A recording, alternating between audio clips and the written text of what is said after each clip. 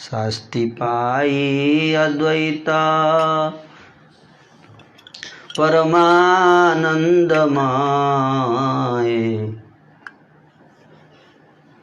हाथे ताली दिया नाचे करिया विनय। जेन अपराध कैलू तेन शास्ति पाइलू। भलई करिला प्रभु पेड़ाइलू। एखने से ठाकुराल बुझलू तुम्हारे। अनुरूप शास्ति करिला मार। यति से प्रभु वृत्ते चिते बल पाय। बलिया नंदे नाचे शांति आनंदे अद्वैत नाचे सकल अंगाने। बेकुटी कहिया गले प्रभुर चराणे। कोथा गेल एबे मोर तुम्हार से सूती। कोथा गेल एबे तोर से सब ढंगाती। दुर्वासन हऊ मोई जारे कदर थीबे। जार अवशेषन सर्वांग लेटीबे। मृगुमुनि न हो मोई जार पद धूली। बक्षदिय शिवर सहाई कुतुहारी। मोर नाम द्वैत तुम्हार शुद्ध दास। जन्मे जन्मे तुम्हार उच्छिष्ट मोर आशा। उचित प्रभावे नाही गण तोर माया। करिला तो शास्ति देह पद छाया। दंड प्राप्त करके अद्वैत परम आनंदित हुए। कल दंड की चर्चा हुई थी, किस प्रकार से चैतन्य महाप्रभु ने श्रीमान अद्वैताचार्य गोसाई को दंड दिया। दंड प्राप्त करके अद्वैत परम आनंदित हुए। क्या हुए? किसी को दंड देने पर आनंदित हो जाता है? कौन है जिनको दंड दिया जाए और आनंदित हो जाएंगे?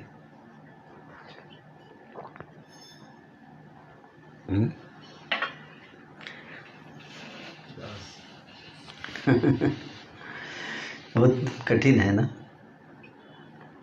किसी को अगर हम दंड दे तो क्या सोचता है, ये मेरा दुश्मन आदमी है कि नहीं? जनरली तो ये विशेष बातें हैं।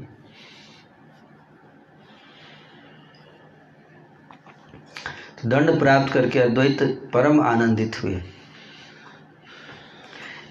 This is the difference. यहाँ कठिनाई है। प्रभुपाद बोलते व्हाट इज द डिफिकल्टी, है ना? This is the difficulty.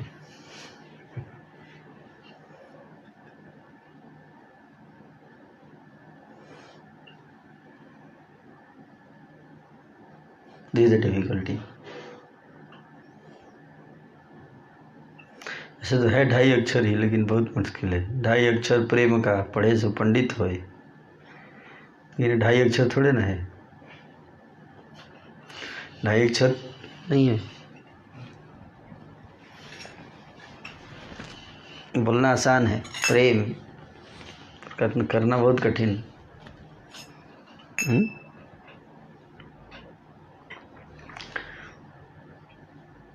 बहुत कठिन काम है कि नहीं? संसार में सबसे कठिन काम क्या है? प्रेम करना भगवान से।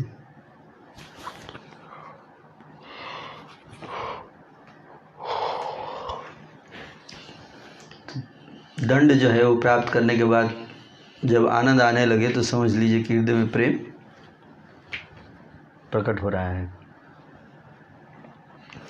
विरचया मयि दंडम दीनबंधु दयामिवा। गतिरिह न भवतः काचिदन्या ममास्तु। रूप गोस्वामी जी प्रार्थना करें भगवान से कि हे प्रभु मेरे लिए कोई दंड बनाइए, दंड, कुछ पनिशमेंट डिजाइन कीजिए, डिजाइन सम पनिशमेंट। विरच है यार, मतलब डिजाइन, डिजाइन सम पनिशमेंट।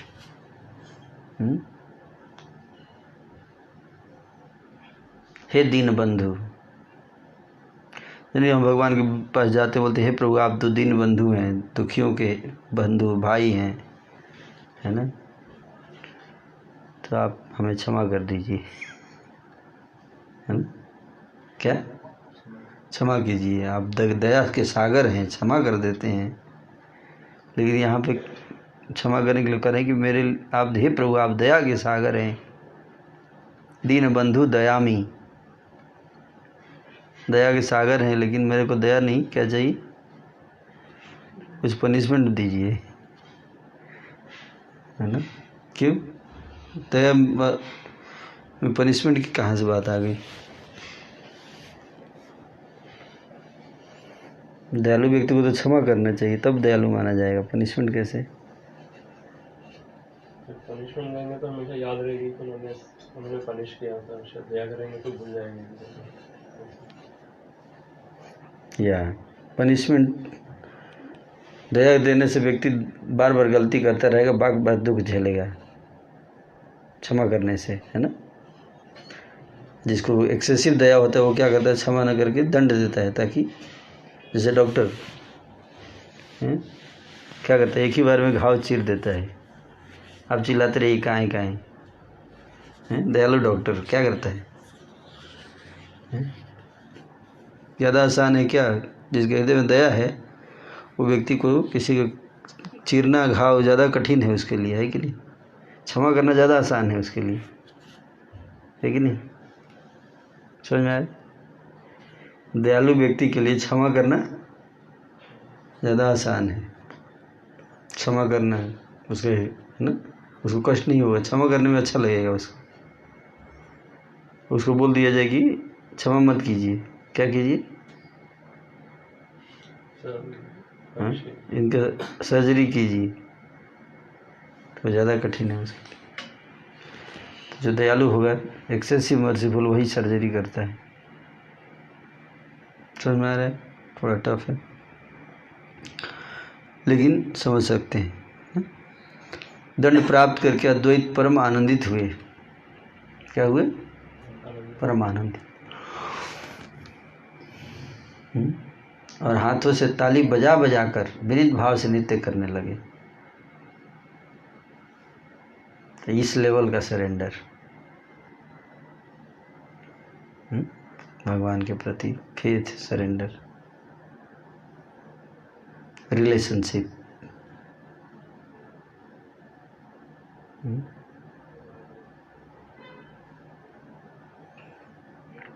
तो अद्वैत आचार्य क्या बोले?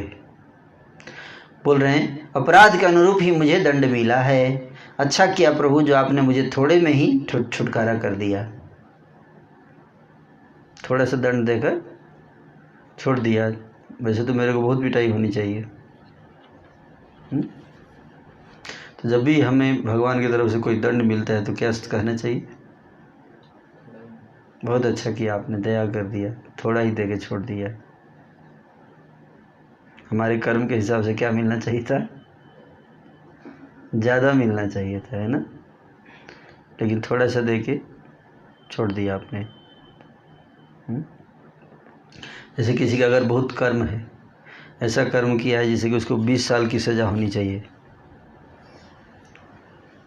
लेकिन जज ने दया कर दिया, बोला नहीं चलो ठीक है 5 साल, तो इसका मतलब क्या है? ये भी दया है ना, ये भी दया। दया याचिका इसलिए दया याचिका फाइल करते हैं लोग, है ना, राष्ट्रपति के पास दया याचिका, थोड़ा कम कर दीजिए, पनिशमेंट कम करने के लिए दया याचिका, ख़त्म करने के लिए नहीं, है कि नहीं? तो कम करना भी ये बहुत बड़ी दया है कि नहीं? तो अद्वैत आचार्य सिखा रहे हैं कैसे हमारे ऊपर अगर कुछ भगवान हमें कुछ पनिशमेंट देते हैं तो क्या करना चाहिए? खुश होना चाहिए कि प्रभु ने कम देके मेरे को सुधार दिया, समझा दिया, बचा दिया। अच्छा किया प्रभु जो आपने मुझे थोड़े से ही में छुटकारा कर दिया।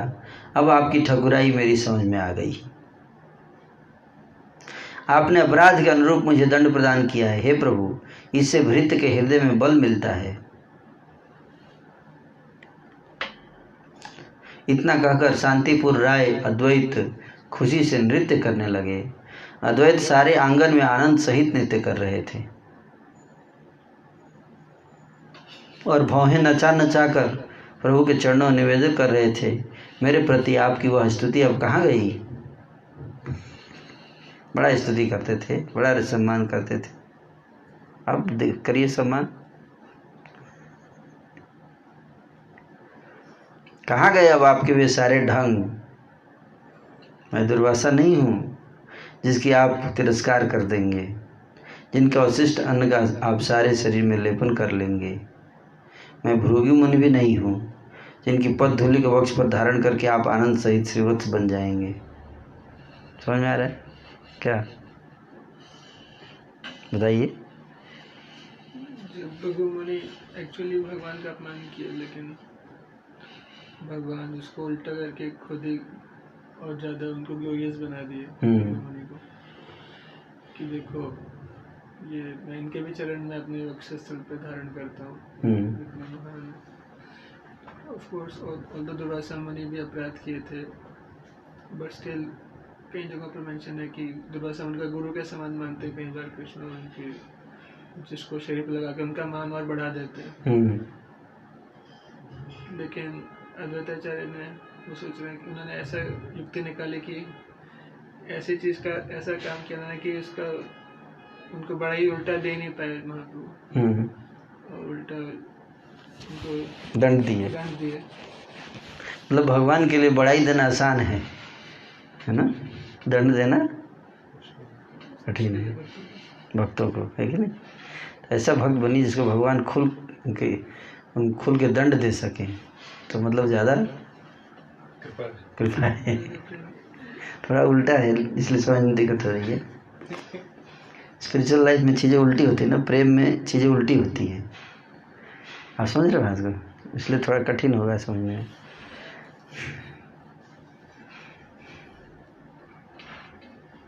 आप समझे बात को? जैसे मान लीजिए अर्जुन को परछाई में देख के मारना था मछली की आंख में, वैसे डायरेक्ट ही मछली की आंख में मारना इतना कठिन होता है कि नहीं। परछाई में देख के, परछाई में उल्टा चलता है ना हर चीज़, है सोचिए। तो आपको एक एक चीज़ कैलकुलेट करनी होगी। ये इधर मूव कर रहा है तो मतलब रियल में ऐसे मूव कर रहा होगा, है कि नहीं। कैलकुलेशंस बहुत अभ्यास चाहिए, उस तरह से है। कहते कि मैं अद्वैत हूँ, मैं आपका शुद्ध दास हूँ, मैं जन्म जन्मांतर से आपकी जूठन पाने के लिए अभिलाषी हूँ। आपकी जूठन के प्रभाव से मुझे आपकी माया की भी परवाह नहीं है। मुझे आप सजा तो दे चुके हैं, अब कृपया चरणों की छाया प्रदान कीजिए।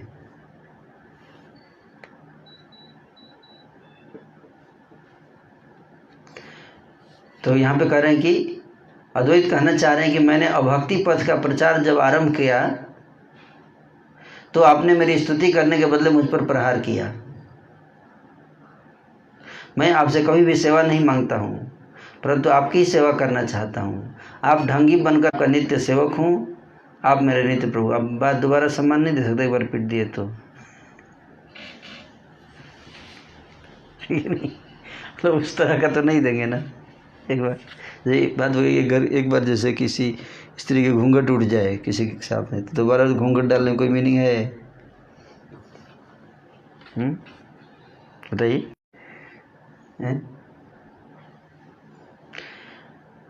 मैं आपका नित्य सेवक हूँ, आप मेरे नित्य प्रभु हैं, और अपने सेवक का स्तवन करना आपके लिए उचित नहीं है, दंड देना उचित है। सेवक स्वामी सेवक को दंड देता है, स्तुति थोड़े करता है। आज मतलब सही रिलेशनशिप में सिचुएट हो गए हम लोग, इसमें बोल रहे हैं कि हम लोग कॉन्स्टिट्यूशनल पोजीशन में आज स्थित हो गए।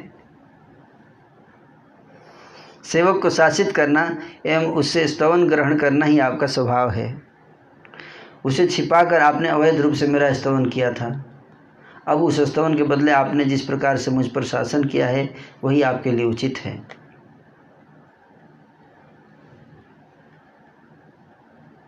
इतना कहकर शांतिपुर नाथ अद्वैत आचार्य भक्तिपूर्वक प्रभु के चरण कमलों में माथा लगाकर पड़ गए। तो पहले तो मना कर देते चरण छूने के लिए। संभ्रम सहित उठकर विश्वंभर ने अद्वैत को अपनी गोद में ले लिया और खूब रोए। मार दिए ना।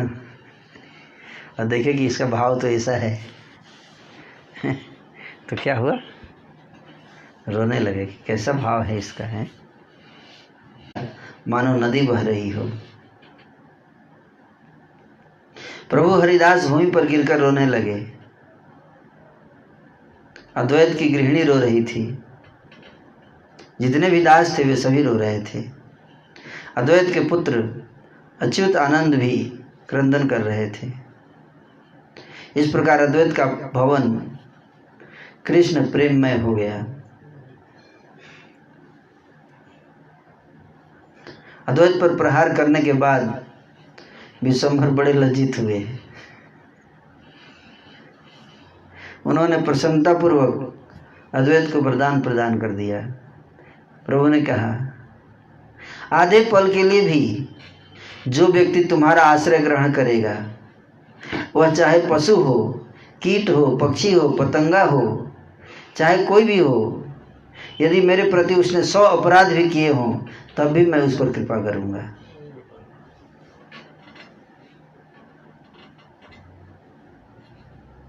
तो इसलिए अद्वैत आचार्य को चरणों में हम लोग आधे पल के लिए शरण ले लें। क्या? दया करो श्री आचार्य अद्वैत गोसाई, दया करो श्री आचार्य अद्वैत गोसाई, दया करो श्री आचार्य अद्वैत गोसाई, दया करो श्री आचार्य अद्वैत गोसाई, तव कृपा बले पाई चैतन्य निताई, तव कृपा बोले पाई चैतन्य निताई, तव कृपा बले पाई चैतन्य निताई, तव कृपा बोले पाई चैतन्य निताई, दया करो श्री आचार्य अद्वैत गोसाई, दया करो श्री आचार्य अद्वैत गोसाई, तव कृपा बले पाई चैतन्य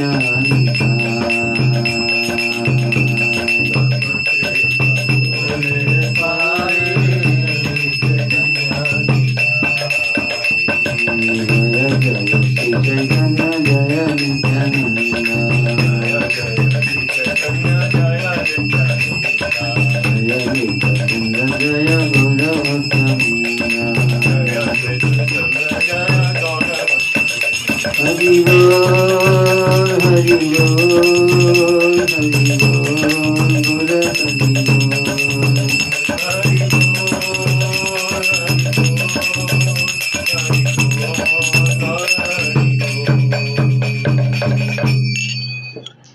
अद्वैताचार्य के चरण कमलों में आधे पल के लिए ग्रहण शरण लेना है।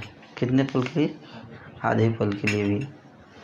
चैतन्य महाप्रभु बोले, अगर किसी ने ऐसा किया तो अगर 100 अपराध भी महाप्रभु के चरणों में कर किया है अगर, तो क्षमा कर देंगे। चौद्वैताचार्य प्रभु की जय। सोचिए, महाभाग अद्वैत ऐसा वरदान सुनकर क्रंदन करने लगे और चरण पकड़कर विनय पूर्वक बोले, हे प्रभु, आपने जो कुछ कहा वो हमें कभी मिथ्या नहीं है। हे महाशय, मेरी भी एक प्रतिज्ञा है, कृपया सुन लीजिए। बोले, आपने तो प्रतिज्ञा कर दिया, वचन दे दिया, मेरी सुनिए। यदि तोरे नामानिया मोरे भक्ति करे, यदि तोरे नामानिया मोरे भक्ति करे, सेई मोरा भक्ति तबे ताहारे संहारे, से मोर भक्ति तबे ताहारे संहारे। ये तुम्हार पाद पद्मा न करे भजना, जे तुम्हार पाद पद्मा न करे भजना, तोरे न भमानीले कबू नहीं मोर जाना, तेरे नाम भजे कबू नहीं मोर जाना। जे तुम्हारे भजे प्रभु से मोरा जीवाना, जे तुम्हारे भजे प्रभु से मोरा जीवाना, न पारो सहिते मुई तुम्हार लंघना, न पारो सहिते मुई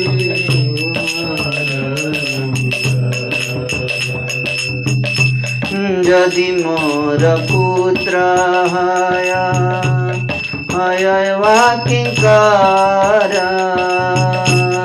यदि मोर पुत्र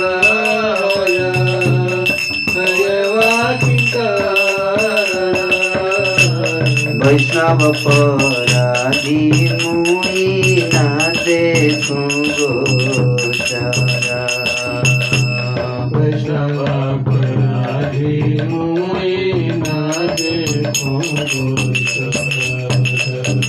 कुमार लंघिया यदि कोटि देव भजे, कुमार लंघिया यदि कोटि देव भजे, देई देव सहारे संहारे कोन व्यारे, तेरी देवतारे संहारे कौन व्यारे। मुई नहीं बोलो वेदर बखाना, कोई नाही बोलो तेरा बखाना, सुदक्षिण मरण ताहार परमाना, तू दक्षिण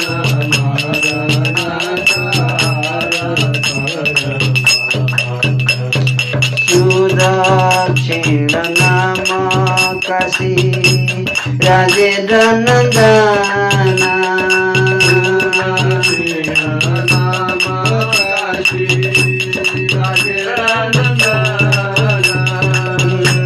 महासमाधि ये शिव कैला संतोष गुल माधवरा, भाई रे अभिष्ट विचार यज्ञ कर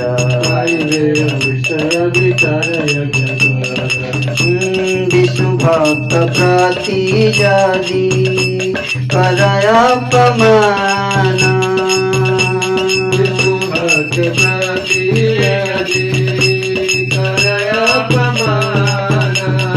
तबे से जगे तोरा लाइब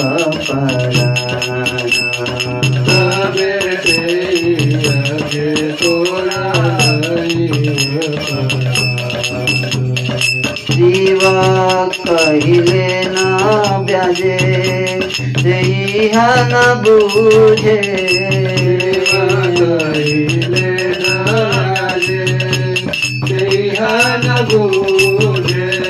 जीवा ज्ञा अभिचार यज्ञ गिया भरे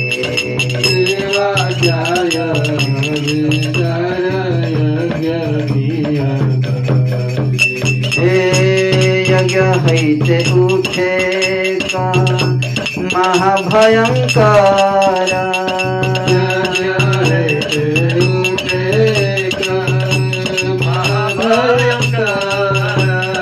दीन कर चरण त्रिशिर रूप धारा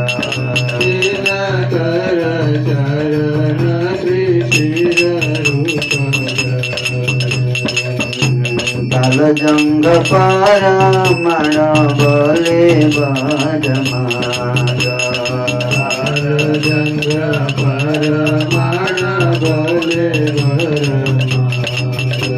हे राजा बोले द्वारका पड़ो महाभागा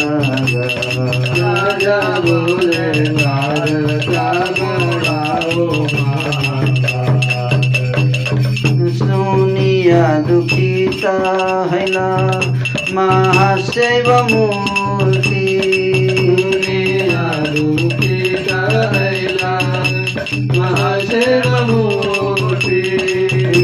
बुझिले नहीं हरई छाय नहीं बुद्धि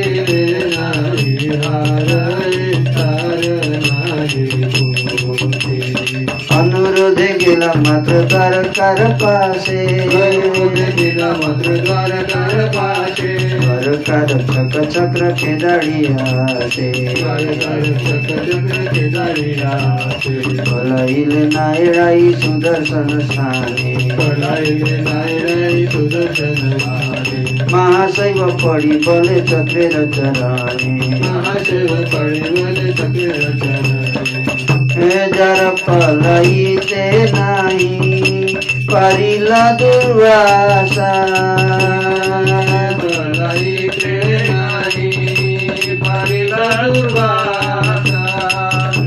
नारिल रखिते अज भवदी गवासा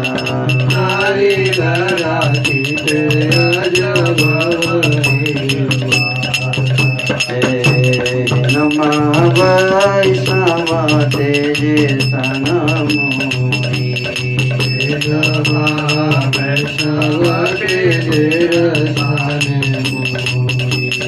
कोठा पलाइब प्रभु जे करी सदोहि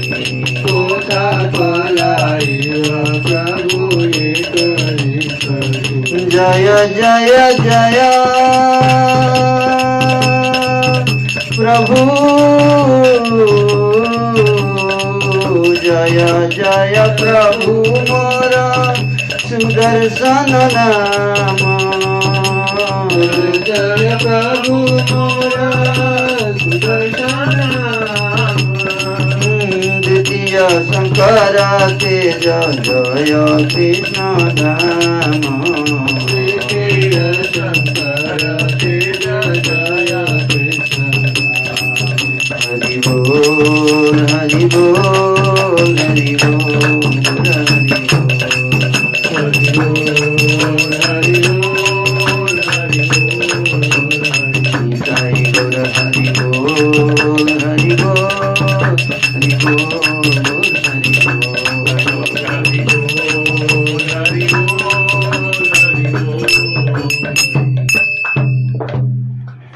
द्वैताचार्य जी यहाँ पर स्तुति कर रहे हैं ना।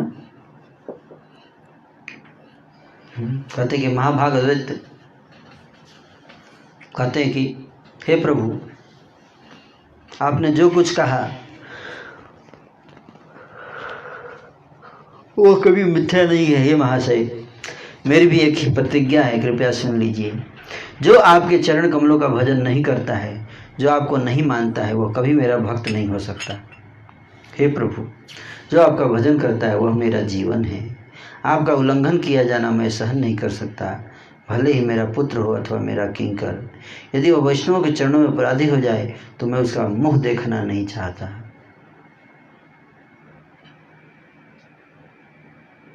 है ना, चाहे अपना पुत्र क्यों ना हो। वैष्णव अपराध देखिए कितना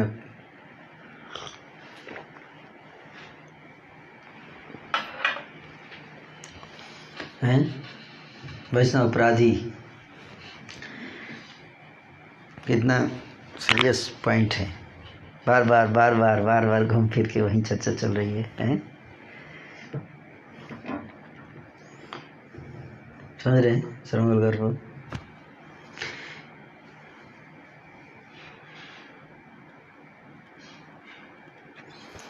इसका अर्थ क्या है? अर्थ है कि हे विश्वंभर, अद्वैताचार्य कहना चाह रहे हैं, मैं कभी भी किसी व्यक्ति को भी अपना निजी जन कहकर उसका परिचय प्रदान नहीं करूंगा। सबको अपना आदमी नहीं मानूंगा मैं। आपकी चरण सेवा में जिनका सभी प्रकार से प्रीतिभाव नहीं है, मैं उन अधस्तन पुत्रों एवं शिष्यों का सभी प्रकार से परित्याग करने के लिए प्रस्तुत हूँ। जो मेरी पूजा तो करते हैं लेकिन आपकी पूजा नहीं करते, आपके चरणों में जिसको श्रुति नहीं है, तो मैं क्या कर दूंगा? उन सब का परित्याग कर दूंगा। श्री अद्वैत वंश में एवं अद्वैत के त्याज्य पुत्र एवं त्याज्य शिष्यत्व का विचार गौड़ीय वैष्णव जगत सदैव करता रहता है।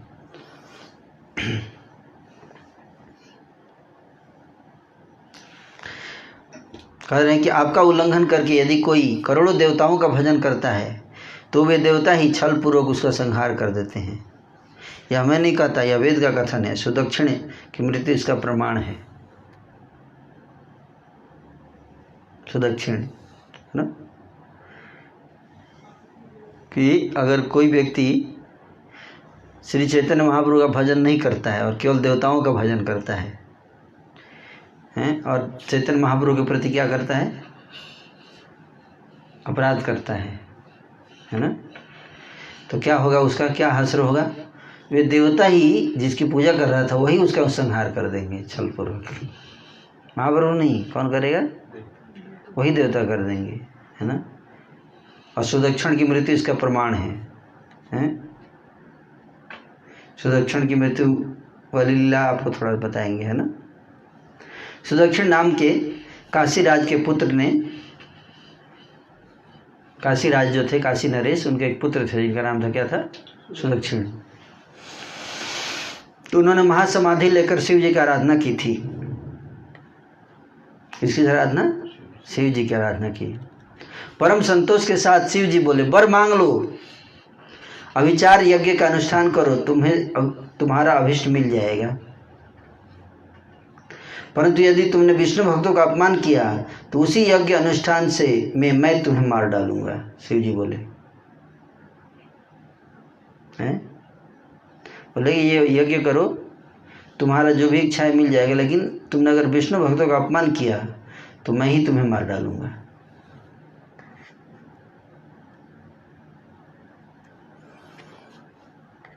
शिव ने छल पूर्वक सब कुछ कह दिया, परंतु सुदक्षिण कुछ नहीं समझा। शिव जी की आज्ञा से उसने अभिचार यज्ञ करना आरंभ कर दिया। 3 हाथ, 3 चरण और 3 सिरों वाले एक महाभयंकर मूर्ति यज्ञ से उत्पन्न हुई। जिसका क्या था? 3 हाथ था, 3 चरण था और 3 सिर।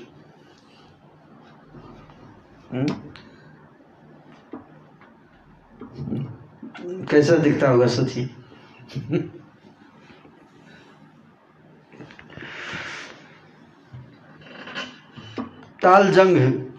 ताल वृक्ष के तने के समान विशालकाय उस मूर्ति ने कहा, वर मांगो। राजा बोला, हे महाभाग, द्वारका को जला दो। सुदक्षिण ने वर मांगा। क्या वर मांगा? कि द्वारका को जला दो। सोचिए। स्तवन सुनकर प्रसन्न हुए सुदर्शन ने कहा, जाओ जाकर राजपुत्र को जला डालो।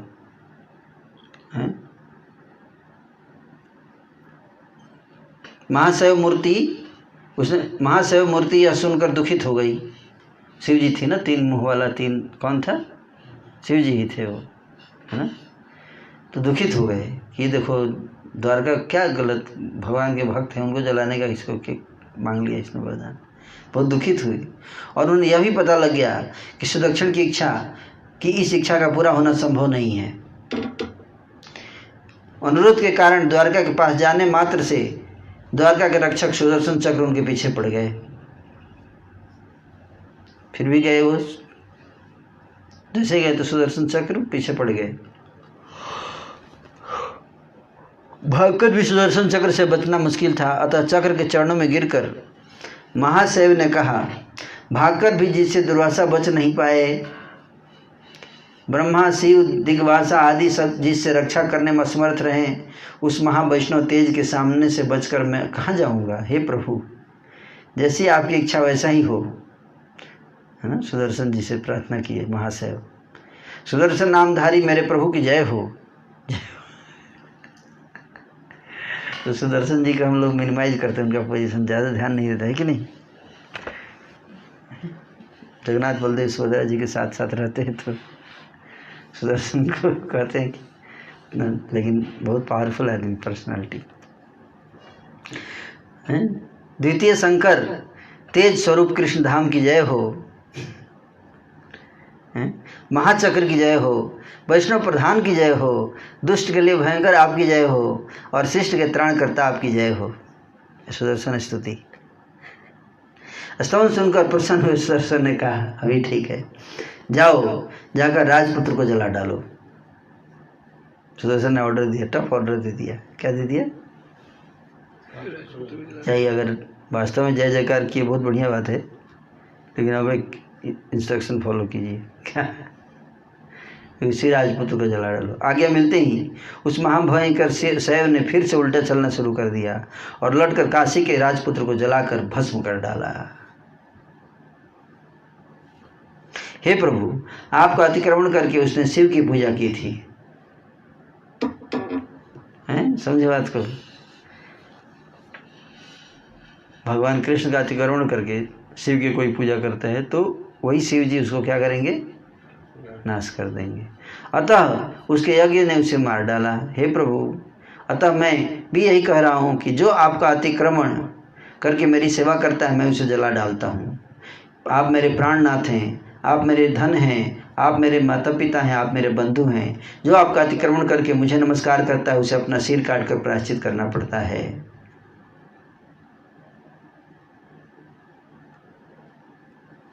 राजा सद्रजीत ने साक्षात सूर्यदेव के दर्शन किए। ये दूसरा एग्जाम्पल, एक तो सुदक्षिण का हो गया, दूसरा एग्जाम्पल राजा सत्रजीत का। साक्षात सूर्यदेव के दर्शन किए, भक्त थे सूर्यदेव के। भक्तिवश होकर सूर्यदेव उनके सामने साक्षात प्रकट हो गए, परंतु सत्रजीत ने आपकी आज्ञा का उल्लंघन किया और आज्ञा अतिक्रमण करने के दुख में दोनों भाई मारे गए, सत्रजीत और प्रसेन। सूर्यदेव सुखपूर्वक इन सब घटनाओं को देखते रहे। कैसे देखते रहे? सुखपूर्वक। तो अगर कोई चैतन्य महाप्रभु का अपमान करके और सोचता है कि देवताओं की पूजा करके उनको प्रसन्न कर लेंगे तो ये बहुत बड़ा अज्ञानता है। दुर्योधन बलदेव का शिष्य बना, तीसरा एग्जाम्पल है। बलदेव जी को क्या करता था? पूजा करता था दुर्योधन, परंतु आपका उल्लंघन करने के कारण वह अपने वंश सहित मारा गया। हिरण्यकशिपु को ब्रह्मा का वरदान मिला, परंतु आपका उल्लंघन करने के कारण उसका भी अपने वंश के साथ संहार हुआ। दशानन ने सिर काटकर शिव की पूजा की, फिर भी आपका उल्लंघन करने के कारण वह वंश सहित मारा गया। आप सभी देवताओं के मूल आकर स्वरूप सबके ईश्वर हैं, दृश्य स्वीकार करके उसी का संहार कर देते हैं।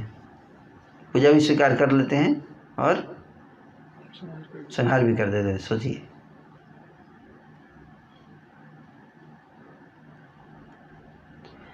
आपका लंघन करके जो शिव आदि देवताओं का भजन करता है वह मानो वृक्ष के मूल को काटकर पल्लवों का पूजन कर रहा है।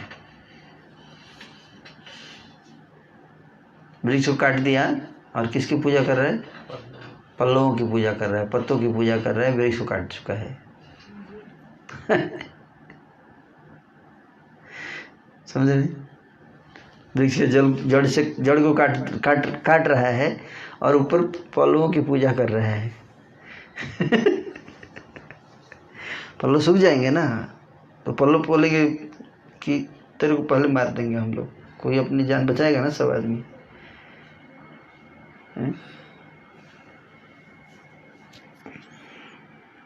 कितना बढ़िया एग्जाम्पल दिया है ना। तो चैतन्य महाप्रभु के देखिए बात, एक सेंटेंस बोले हैं कि कोई मेरे प्रति 100 अपराध कर दे, लेकिन एक पल की, आधे पल के लिए भी अगर आपका शरण ले लेता है तो मैं उसके 100 अपराधों को भी क्षमा करके उसको एक्सेप्ट करूँगा। लेकिन ये क्या बोल रहे हैं, कोई आपके प्रति अपराध करे तो मैं ही उसको एक्सेप्ट नहीं करूँगा। आधे पल के लिए क्या, 100 पल के लिए भी आए तो एक्सेप्ट नहीं करूँगा अगर आपके चरणों में अपराध करेगा तो। Are you getting the point? तो ये क्या भाव है? आप वेद, विप्र, यज्ञ, धर्म सबके मूल हैं। जो आपका भजन नहीं करता है मैं उसका पूजनीय नहीं हूँ।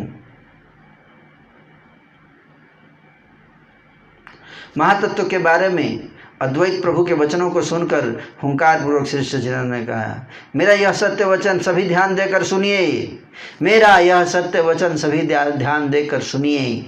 जो मेरे सेवकों का लंघन करके मेरा पूजन करता है वह अधम व्यक्ति मुझे खंड खंड कर रहा है। उसकी पूजा से मेरा सारा शरीर जलता है।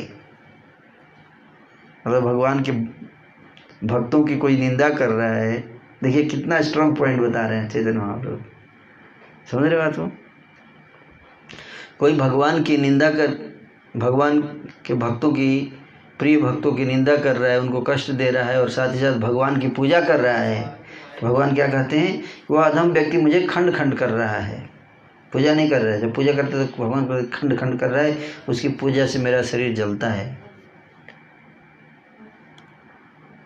इसलिए अपराध करके उसके बाद चैंटिंग करेगा तो कैसा लगता होगा भगवान को? हैं? शरीर जला रहे हम 2 घंटे जलाएंगे आपको आज। तो भगवान को जलाएंगे तो आप समझ लीजिए क्या परिणाम होगा। इसलिए अपराध नहीं है। इसलिए कितना गंभीर बात बता दी है। जो एक बार भी मेरे दास की निंदा करता है, जो एक बार भी मेरे दास की निंदा करता है, मेरा नाम रूप कल्पतरु उसका संहार कर देता है। एक बार भी। कितनी बार? एक बार। इतना सीरियस पॉइंट है। अनंत ब्रह्मांड में जितने भी जीव हैं वे सब मेरे दास हैं। इस कारण जो दूसरों की हिंसा करता है वह विनाश को प्राप्त होता है। अभी तो भक्तों की बात कर रहे थे, अब किस क्या बोल रहे हैं? जीवों की बात कर रहे हैं, सारे जीवों की। वो सब मेरे दास हैं। भगवान बोल रहे हैं सारे जीव मेरे दास हैं। जितने भी जीव हैं सब क्या हैं? मेरे दास हैं। चैतन्य महाप्रभु बोल रहे हैं। समझे बात को? इस कारण जो दूसरों की हिंसा करता है वो विनाश को प्राप्त होता है। तुम तो मेरी अपनी देह से भी बढ़कर हो। तुम्हारा लंघन देव को कभी भी सहन नहीं होता। तो बाकी लोगों को क्या बताए? जो जीव हैं उन्हीं के बारे में बोल रहे हैं कि अब मेरे हैं, दास हैं, उनका भी हिंसा नहीं करना चाहिए। तो समझाइए। कोई सन्यासी भी यदि अनिंदक की निंदा करता है, मतलब जिसकी निंदा नहीं होनी चाहिए उसकी निंदा करता है, तो उसका आधा पतन हो जाता है और सभी धर्म उसे त्याग देते हैं। सन्यासी भी अगर निंदा करे तो, है ना? गौरधाम गौरांग महाप्रभु बाहुओं को दोनों हाथों को ऊपर उठाकर जगत से कहते हैं, अनिंदक होकर सभी कृष्ण नाम बोलो। अनिंदक होकर जो एक बार कृष्ण नाम बोलता है, मैं सचमुच उसका अनायास ही उद्धार कर देता हूँ। सचमुच बोल रहे हैं, मैं सचमुच करूँगा उद्धार। लेकिन क्या बन के? अनिंदक बन के। अनिंदा कहाई जे सकृत कृष्ण बोले, अनिंदा कहाई जे सकृत कृष्ण बोले, सत्य सत्य मुई तारे उधारी बहेले, सत्य सत्य मुई तारे उधारी बहेले। सुनिए, अनिंद केवल एक चीज से बार बार वार्निंग दिया जा रहा है कि निंदा नहीं है, निंदा नहीं करना है, बाकी सब सहज आ सकता है। महाप्रभु ने जब ये वचन कहे तब सभी भक्त जय ध्वनि करने लगे और अद्वैत प्रभु के दोनों चरणों को पकड़कर रोने लगे तथा प्रभु भी अद्वैत को गोद में लेकर क्रंदन करने लगे। अद्वैत के प्रेम में सारी धरती प्लावित हो रही है। इस प्रकार अद्वैत की कथा महा अचिंत्य है। अद्वैत के वाक्य को समझने की शक्ति भला किसमें है? यह जान लेना चाहिए कि ईश्वर के साथ उनका कोई भेद नहीं है। नित्यानंद और अद्वैत के बीच परस्पर जो गाली गलौज होती रहती है, उन्हें यदि कोई समझ सके तो वे परम आनंद को प्राप्त करेगा। गाली गलौज को अगर कोई समझ लिया तो क्या मिलेगा? परम आनंद मिलेगा। नित्यानंद प्रभु और अद्वैत आचार्य के बीच जो गाली गलौज होता है, अगर कोई इसको गाली को समझ लेगा तो उसको क्या मिलेगा? समझने मात्र से परम आनंद मिलेगा। विष्णु वैष्णवों के वचन और कर्मों को समझना बड़ा कठिन है। विष्णु के वचन और कर्म तथा वैष्णवों के वचन और कर्म दोनों को समझना बड़ा कठिन है। उनकी कृपा से ही उन सब का मर्म समझ में आता है। इस प्रकार से नित्यानंद प्रभु, अद्वैत प्रभु और अन्य भक्तों के बीच जितनी भी वार्ताएं हुई हैं, उन्हें समझने की शक्ति केवल प्रभु बलराम में है, जो सहस्त्र वदनों से उनके गुणग्राम का कीर्तन करते रहते हैं। कुछ देर में ही विश्वंभर को बाह्य ज्ञान होने पर वे हंसकर अद्वैत से कहने लगे कि क्या मैंने शिशु के भांति को चंचलता प्रकाशित की है? अद्वैत बोले, आपने कुछ भी अस्वाभाविक नहीं किया है। प्रभु बोले, सुनो नित्यानंद महाशय, यदि मैंने कोई चंचलता की हो तो मुझे क्षमा कर देना। नित्यानंद, चैतन्य, अद्वैत और हरिदास सभी ने एक दूसरे की ओर देखा और हंस पड़े। अद्वैत की महासती पतिव्रता गृहिणी को विश्वंभर महाप्रभु माता कहकर पुकारते थे। प्रभु ने उनसे कहा, आप तुरंत जाकर रंधन कार्य कीजिए और कृष्ण को नैवेद्य निवेदित कीजिए, मैं भोजन करूंगा। इसके बाद नित्यानंद, हरिदास और अद्वैत को साथ लेकर विश्वंभर आनंद सहित गंगा में स्नान करने के लिए चल पड़े। उस सब आनंद का सविस्तार वर्णन तो वेद करेंगे फ्यूचर में। स्नान करके सभी प्रभु घर आ गए। वहाँ महाप्रभु ने, विश्वंभर ने अपने चरण धोकर कृष्ण को बारंबार दंडवत प्रणाम किया। अद्वैत विश्वंभर के चरणों में और हरिदास अद्वैत के चरणों में पड़ गए। इस अपूर्व कौतुक को देखकर नित्यानंद हंसने लगे। वे तीनों विग्रह धर्म सेतु की भांति प्रकाश पा रहे थे। ठाकुर ने जब देखा कि अद्वैत उनके चरणों में पड़े हुए हैं, तब प्रभु अस्त व्यस्त होते हुए उठकर विष्णु विष्णु कहने लगे। अद्वैत का हाथ पकड़कर नित्यानंद के साथ श्री विश्वंभर आनंद सहित भोजन गृह की ओर चल पड़े। तीनों प्रभु विश्वंभर, नित्यानंद और आचार्य गोसाई एक साथ भोजन करने के लिए बैठे। तीनों प्रभु अपने अपने भाव आवेश के कारण स्वभाव से चंचल हो रहे थे। इनमें बाल्य रस की अधिकता के कारण नित्यानंद औपाधिक चंचलता का प्रकाशन कर रहे थे। हरिदास द्वार प्रांत में बैठकर भोजन कर रहे थे, जिनमें समस्त लीला दर्शन करने की शक्ति थी। अद्वैत की महासती योगेश्वरी गृहिणी हरि का स्मरण करते हुए परिवेषण कर रही थी और तीनों चंचल ठाकुर दिव्य अन्न, घृत, दुग्ध और खीर का भोजन कर रहे थे। अद्वैत को देखकर नित्यानंद राय हंस रहे थे। एक ही तत्व कृष्ण लीला के लिए दो भागों में प्रकाशित हुए। आप गए हैं अद्वैत आचार्य के घर? शांतिपुर में उनका घर है, जहाँ पे ये लीला हुई थी। वो स्थान मायापुर से कुछ डिस्टेंस पे है।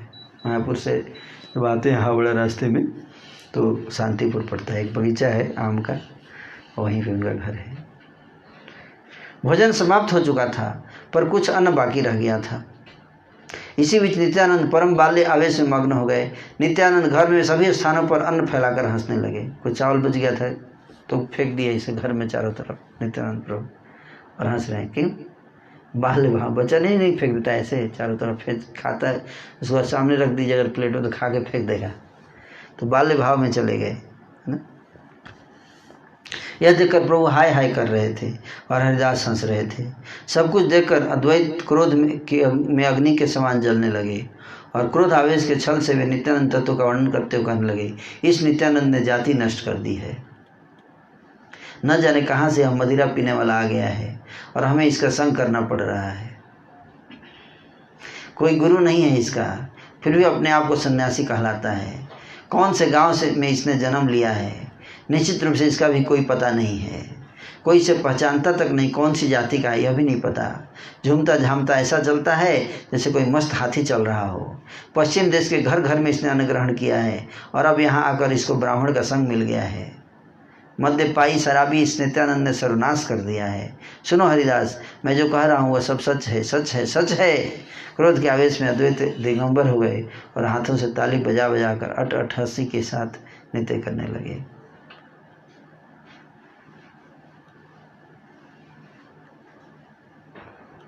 श्री गौरांग राय अद्वैत के चरित्र को देखकर हंसने लगे।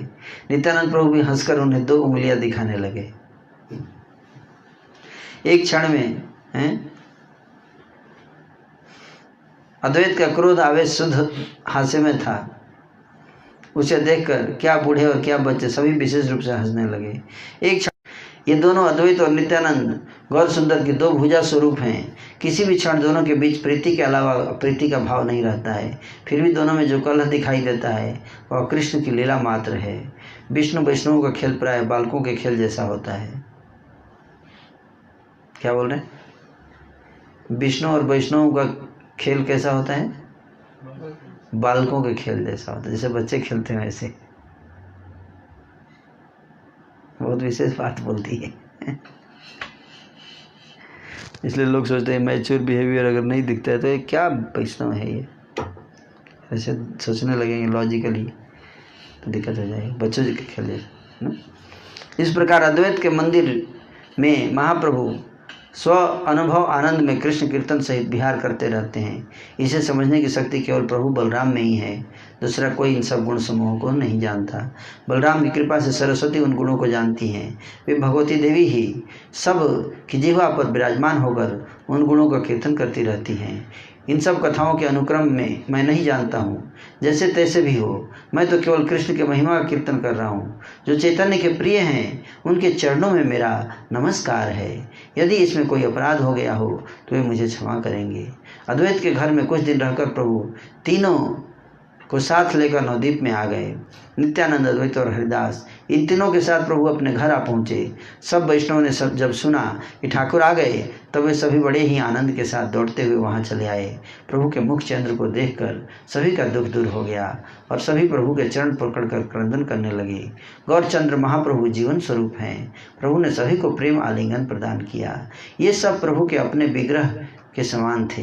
ये सभी उदार और भागवतों में श्रेष्ठ थे, जिनकी भक्ति के कारण महाप्रभु चैतन्य का अवतार हुआ। उन अद्वैत प्रभु को सभी ने नमस्कार किया। सभी वैष्णव आनंद में मत्त हो गए और सभी मिलकर प्रभु के साथ कृष्ण कोलाहल करने लगे। पुत्र को देखकर आई आनंद में विह्वल हो रही थी। वे वधू को साथ लेकर घर में गोविंद कीर्तन रूपी मांगलिक अनुष्ठान में लग गई। इस चैतन्य लीला का वर्णन करने की शक्ति केवल उन सहस्त्र वदन में है जो जन्म जन्म में मेरे प्रभु और मेरे जीवन स्वरूप हैं। द्विज, विप्र, ब्राह्मण इत्यादि शब्दों में जिस प्रकार केवल नाम मात्र का भेद वर्तमान है, उसी प्रकार का भेद नित्यानंद और बलदेव के बीच वर्तमान है। अद्वैत के घर में प्रभु ने जितनी भी लीलाएं की, उन सब के बारे में जो सुनते हैं उन्हें प्रेम भक्ति मिल जाती है। श्री कृष्ण चैतन्य तथा श्री नित्यानंद चांद जिनके जीवन हैं, वे वृंदावन दास उनके जुगल श्री चरणों में उनकी महिमा का गान कर रहे हैं। श्री कृष्ण चैतन्य नित्यानंद चांद जान। श्री कृष्ण चैतन्य नित्यानंद चांद जान। वृंदावन दास तछुपद जुगे गान। वृंदावन दास तछुपद जुगे गान। जय जय गौर सिंह श्री सची कुमार जय जय गौर सिंह श्री सची कुमार जय सर्वतापहरण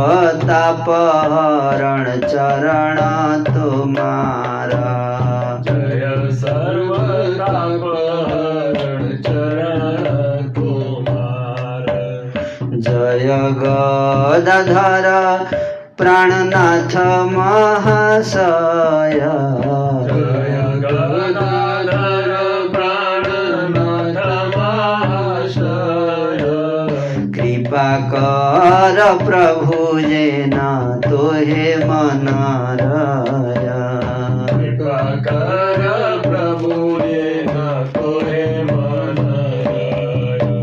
तो 19वां अध्याय समाप्त हो गया और 20वां अध्याय शुरू हो गया अभी, है ना। 20वां अध्याय इसमें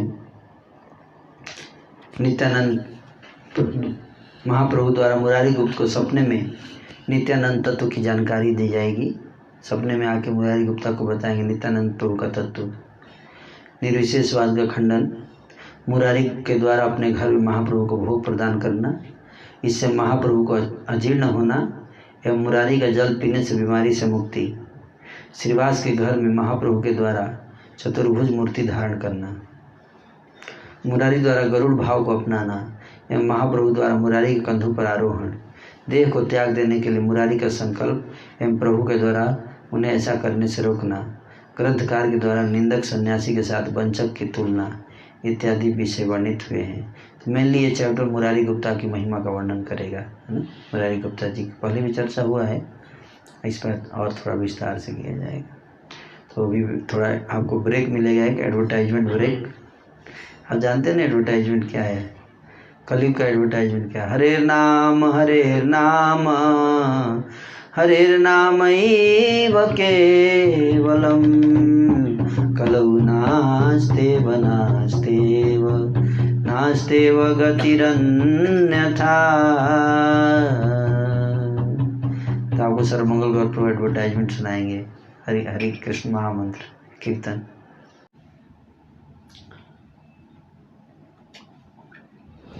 नमते भक्त गोष्ठी ठाकुरा देखिया,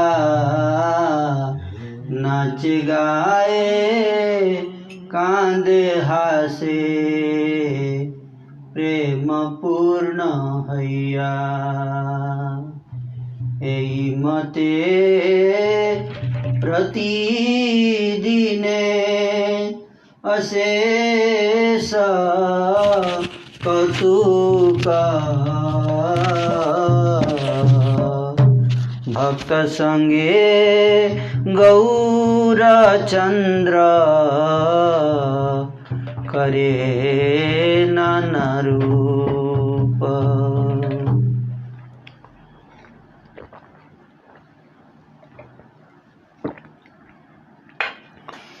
एक दिन महाप्रभु नित्यानंद संगे, श्रीनिवास गृहे बसी आछे नाना रंगे। आइला मुरारी गुप्त हे नई समय, प्रभुर चरणे दंड प्रणाम हय। शेषे नित्यानंदेर करिया प्रणाम, सम्मुखे रहिला गुप्त महाज्योतिर्धाम।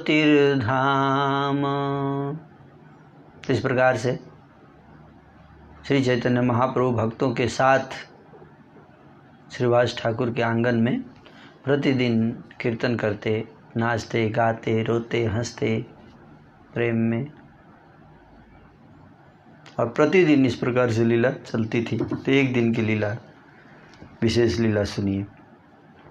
श्री चैतन्य महाप्रभु नित्यानंद प्रभु दोनों साथ में बैठे थे, विश्वम्भर और नित्यानंद दोनों।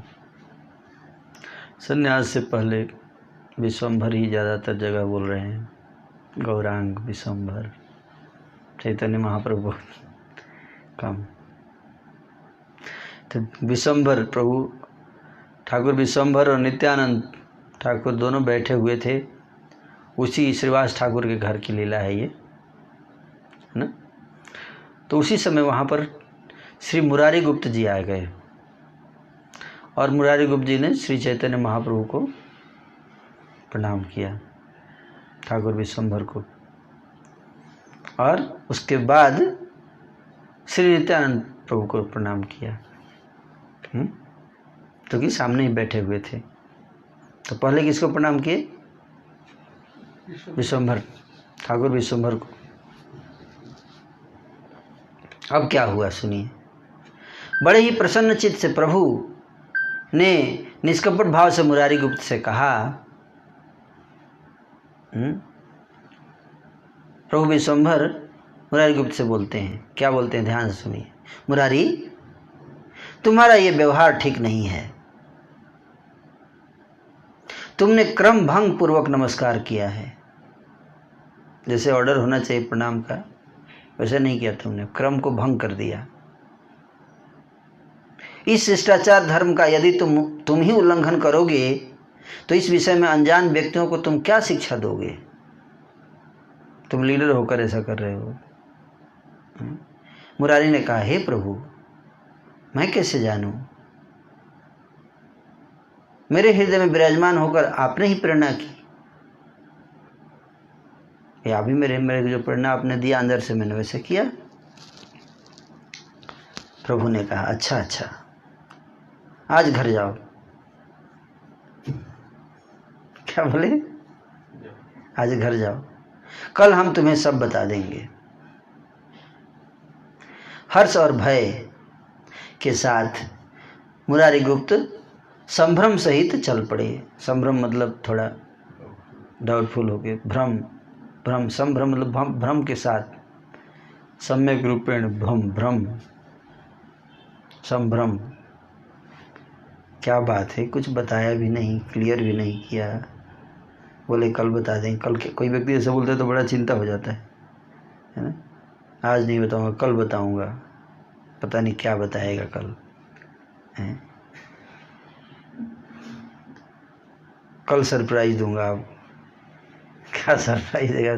पूरी रात नींद आएगी, सोचता रहेगा क्या देगा सरप्राइज, कल क्या बताएंगे ना। चिंतित नहीं हो जाता ऐसा कई बार, क्या सरप्राइज होने वाला है कल। तो हर्ष और भय के साथ अपने घर आकर सो गए। महान भागवतों में प्रधान मुरारी गुप्त ने सपने में देखा। रात में जब सो गए तो सपने में देखे। क्या देख रहे हैं सपने में? मल्ल के भेष में नित्यानंद आगे आगे चल रहे हैं। मल्ल मतलब पहलवान, पहलवान के भेष में नित्यानंद प्रभु आगे आगे। उन्होंने यह भी देखा कि महानाग के फन नित्यानंद के सिर पर विराजमान है और नित्यानंद के हाथों में उनके अस्त्र हैं। कौन? श्रीहल और मुसल। तो कौन? बलराम जी। बलराम जी किसका रूप देखा? बलराम जी के रूप में। हल और मुसल बलराम जी ही रखते हैं ना। एक हाथ में क्या है? हल, दूसरे हाथ में मुसल। मुसल जानते हैं ना? मुसल से क्या किया जाता है? हैं? कूटा जाता है। हमारे गांव में बचपन में देखता था कि मेरी माँ जो ओखली रहती थी मुसल, इसमें चिवड़ा बनाती थी। ऐसे चिवड़ा ना, घर पे चिवड़ा बनाते थे। उसको गरम करके चावल को पहले भिगाते थे, है ना।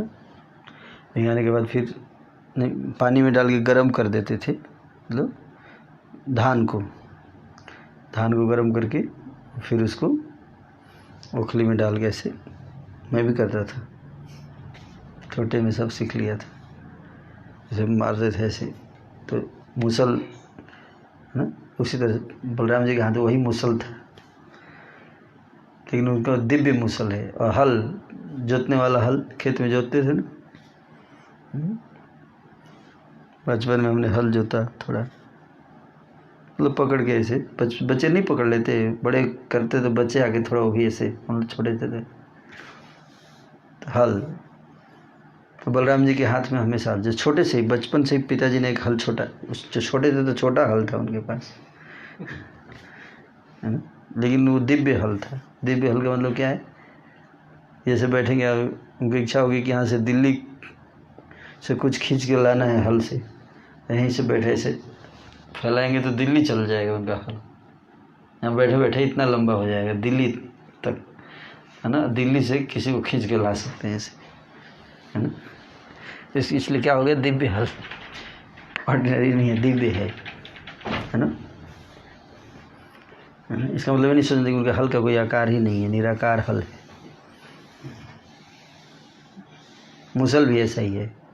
तो जैसे लड़ाई जब होती है तो कैसे करते हैं बलराम जी, कैसे मारते हैं सेना को, आप जानते हैं, ऐसे हल से ऐसे सेना को ऐसे खींच के ऐसे नज़दीक लेके आते हैं और फिर दूसरे मुसल से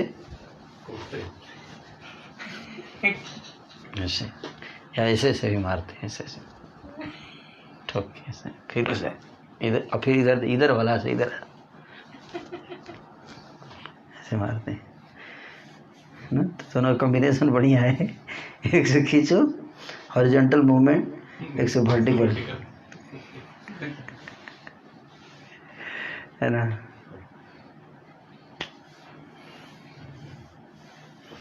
तो वही बोले, सपने में देखे कि मुरारी गुप्त जी सपने में देख रहे हैं बलराम जी को, है ना। नित्यानंद प्रभु हलधर की भांति दिखाई पड़ रहे हैं और उनके सिर पर पंखा धारण करके विश्वंभर उनके पीछे पीछे चल रहे हैं। चैतन्य महाप्रभु पंखा धारण किए हुए हैं। सपने में ही प्रभु हंसकर कहने लगे, अब तो जान गए मुरारी, सपने में ही बोल रहे हैं मुरारी, अब तो समझ में आ गया, आंसर मिल गया क्वेश्चन का कि क्यों तुमने क्या गलती की थी प्रणाम करते समय, हैं? ये जरा मन में विचार करके देखो कि मैं छोटा भाई हूं। क्या बोले, बलराम जी बड़े भाई है ना मेरे, दाऊ जी, तो पहले बड़े भाई को प्रणाम करना है, फिर छोटे भाई को करना है। तुमने क्या कर दिया, पहले मुझे कर दिया छोटे भाई को, फिर बड़े भाई को। सपने में दोनों प्रभु मुरारी को देखकर हंस रहे थे। दोनों भाइयों ने मुरारी को सपने में ही शिक्षा प्रदान कर दी। चेतना जब लौट आने पर मुरारी गुप्त रोने लगे और नित्यानंद नित्यानंद नित्यानंद नित्यानंद नित्यानंद नित्यानंद कहकर बार बार सांस छोड़ने लगे। मुरारी गुप्त की गृहिणी एक महासती पतिव्रता नारी थी। वो भी चकित होकर कृष्ण कृष्ण कृष्ण कहने लगी। नित्यानंद बड़े भाई हैं यह जानकर मुरारी आनंद सहित प्रभु के पास चल दिए। अपने दाहिनी ओर प्रसन्न बदन नित्यानंद को साथ लेकर कमल लोचन महाप्रभु बैठे हुए थे। जब गए मिलने तो महाप्रभु बैठे हुए थे, दाएं साइड में नित्यानंद प्रभु, बाएं साइड में चैतन्य महाप्रभु। विग्रह में ऐसे ही होता है ना, बाएं में चैतन्य महाप्रभु, दाएं में नित्यानंद प्रभु, यही होता है ना विग्रह भगवान के। तो नित्यानंद प्रभु हमेशा कौन से राइट साइड में बैठते हैं चैतन्य महाप्रभु के, राइट राइट। मेरे पोजीशन में चैतन्य महाप्रभु तो इधर राइट, मेरे राइट साइड में इधर चैतन्य महाप्रभु का राइट आर्म की तरफ नित्यानंद प्रभु का पोजीशन है ना। तो जब पहुंचे तो दोनों बैठे थे, है ना। मुरारी ने इस बार पहले नित्यानंद के चरणों में नमस्कार किया। बाद में उन्होंने विश्वंभर के चरणों की वंदना की। हंसकर विश्वंभर ने पूछा, ऐसा क्यों मुरारी? मुरारी ने कहा, प्रभु आपने जैसा करवाया वैसा मैंने किया। कल आपने जैसे करवाया था कर दिया, आज आपने जैसे करवाया वैसे किया। पवन के कारण जैसे सूखे तृण एक स्थान से दूसरे स्थान की ओर चले जाते हैं, उसी प्रकार आपकी शक्ति के बल से जीवों के सभी धर्म नियंत्रित होते हैं। हवा क्या करते हैं, आज तो इनका यहाँ पड़ा हुआ है, हवा आएगा कल वहाँ उठा के है ना उड़ा के ले जाएगा। उसी तरह से भगवान है ना, जो जिस तरह से प्रेरणा देते वैसे धर्म बदल जाता है ना। प्रभु बोले, हे मुरारी, तुम मेरे बड़े प्रिय हो, इसी प्रकार कारण तुम्हारे निकट इस रहस्य को प्रकट कर रहा हूँ। मुरारी के पास प्रभु निज तत्व का वर्णन करने लगे। उधर बाईं ओर से प्रिय गदाधर ने उन्हें तांबूल प्रदान किया। प्रभु ने कहा, मेरे दासों में मुरारी श्रेष्ठ है। ऐसा कहकर उन्होंने चर्वित तांबूल मुरारी को प्रदान कर दिया। गदाधर जी ने पान चबाए, चबाने के बाद मुरारी गुप्ता को दे दिए। देखिए कितने भाग्यशाली है मुरारी गुप्ता जी। हम लोग मुरारी गुप्ता को मिल जाए तो चबाने के बाद।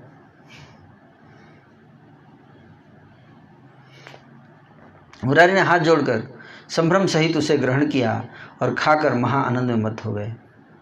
क्या खाए मुरारी गुप्ता? पान।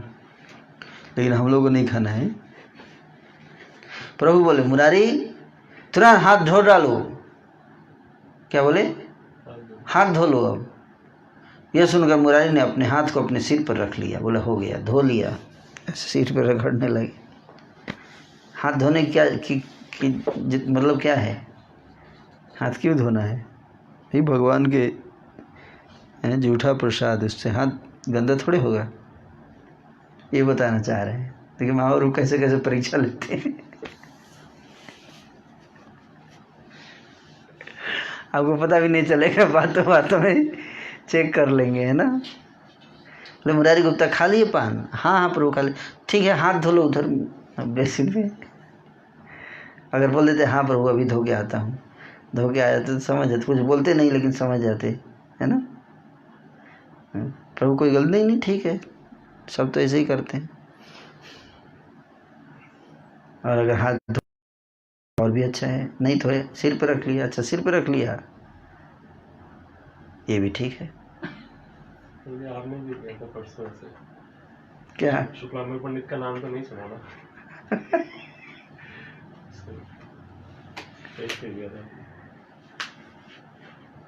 समझो बात को। यह सुनकर मुरारी ने अपने हाथ को अपने सिर पर रख लिया, हैं, सिर पर रख लिए। प्रभु बोले, अरे वो मुरारी, तेरी जाति का नाश हो गया। अरे मेरा उच्छिष्ट तेरे सब शरीर में लग गया, मेरा जूठा तूने सिर पर लगा लिया, तेरी जाति नष्ट हो गई। महाप्रभु परीक्षा देखिए अभी लिए जा रहे हैं। ऐसा कहते कहते प्रभु में ईश्वर का आवेश हो गया और वे दांतों को कड़कड़ाते हुए विशेष रूप से कहने लगे, प्रकाशानंद नाम का एक सन्यासी काशी में रहता है, वह मुझे अच्छी तरह से खंड विखंड करता रहता है। चलिए देखिए कहाँ से कहाँ चले गए। प्रकाशानंद के पीछे पड़े हुए महाप्रभु। मतलब उनका गुस्सा पहले से ही था प्रकाशानंद सरस्वती के ऊपर। मायावादी सन्यासी था, वाराणसी में रहते थे प्रकाशानंद सरस्वती। तो वो कहते थे कि भगवान का रूप नहीं है, आकार नहीं है, उनकी आँख नहीं है, उनके कान नहीं है, उनके नाक नहीं है। तो इसका मतलब शरीर को काट रहे हैं ना। अब मैं बोल दूँ कि आराध्य प्रभु के कान नहीं है, तो इसका मतलब क्या, आपको कान काट दिया ना मैंने, है कि नहीं। तो खंड खंड ही कर रहा हूँ ना आपको। जैसे अगर कोई बोलता है कि भगवान का रूप नहीं है, भगवान की आँख नहीं है, आँख थोड़े होती है भगवान की, इसका मतलब आँख निकाल रहा है ना भगवान का। तो इतना कष्ट होता है भगवान को अगर कोई ऐसा बोलता है तो समझने का प्रयास कीजिए। तो बोल रहा है कि भगवान के कान नहीं है, बिना कान के सुनते हैं, तो मतलब उनका कान काट दिया उसने। भगवान को इतना कष्ट होता है जैसे उनका कान काट रहा है। वही बता रहे हैं कि प्रकाशानंद जो है दांतों को कड़कड़ाते हुए ऐसे गुस्से में बोले, एकदम, है ना, गुस्से में बोले, प्रकाशानंद को मेरे सन्यासी है, वो मेरे शरीर को खंड विखंड करता है। मुरारी, मैं नहीं कर पा रहा हूँ, मैं जस्ट ड्रामा कर रहा हूँ, लेकिन महाप्रभु जैसा तो नहीं कर सकते। वेदांत पढ़ाया है, वेदांत पढ़ाता है, बोल रहे वेदांत पढ़ाता है, परंतु मेरे विग्रह को नहीं मानता है, आर्य समाज की तरह।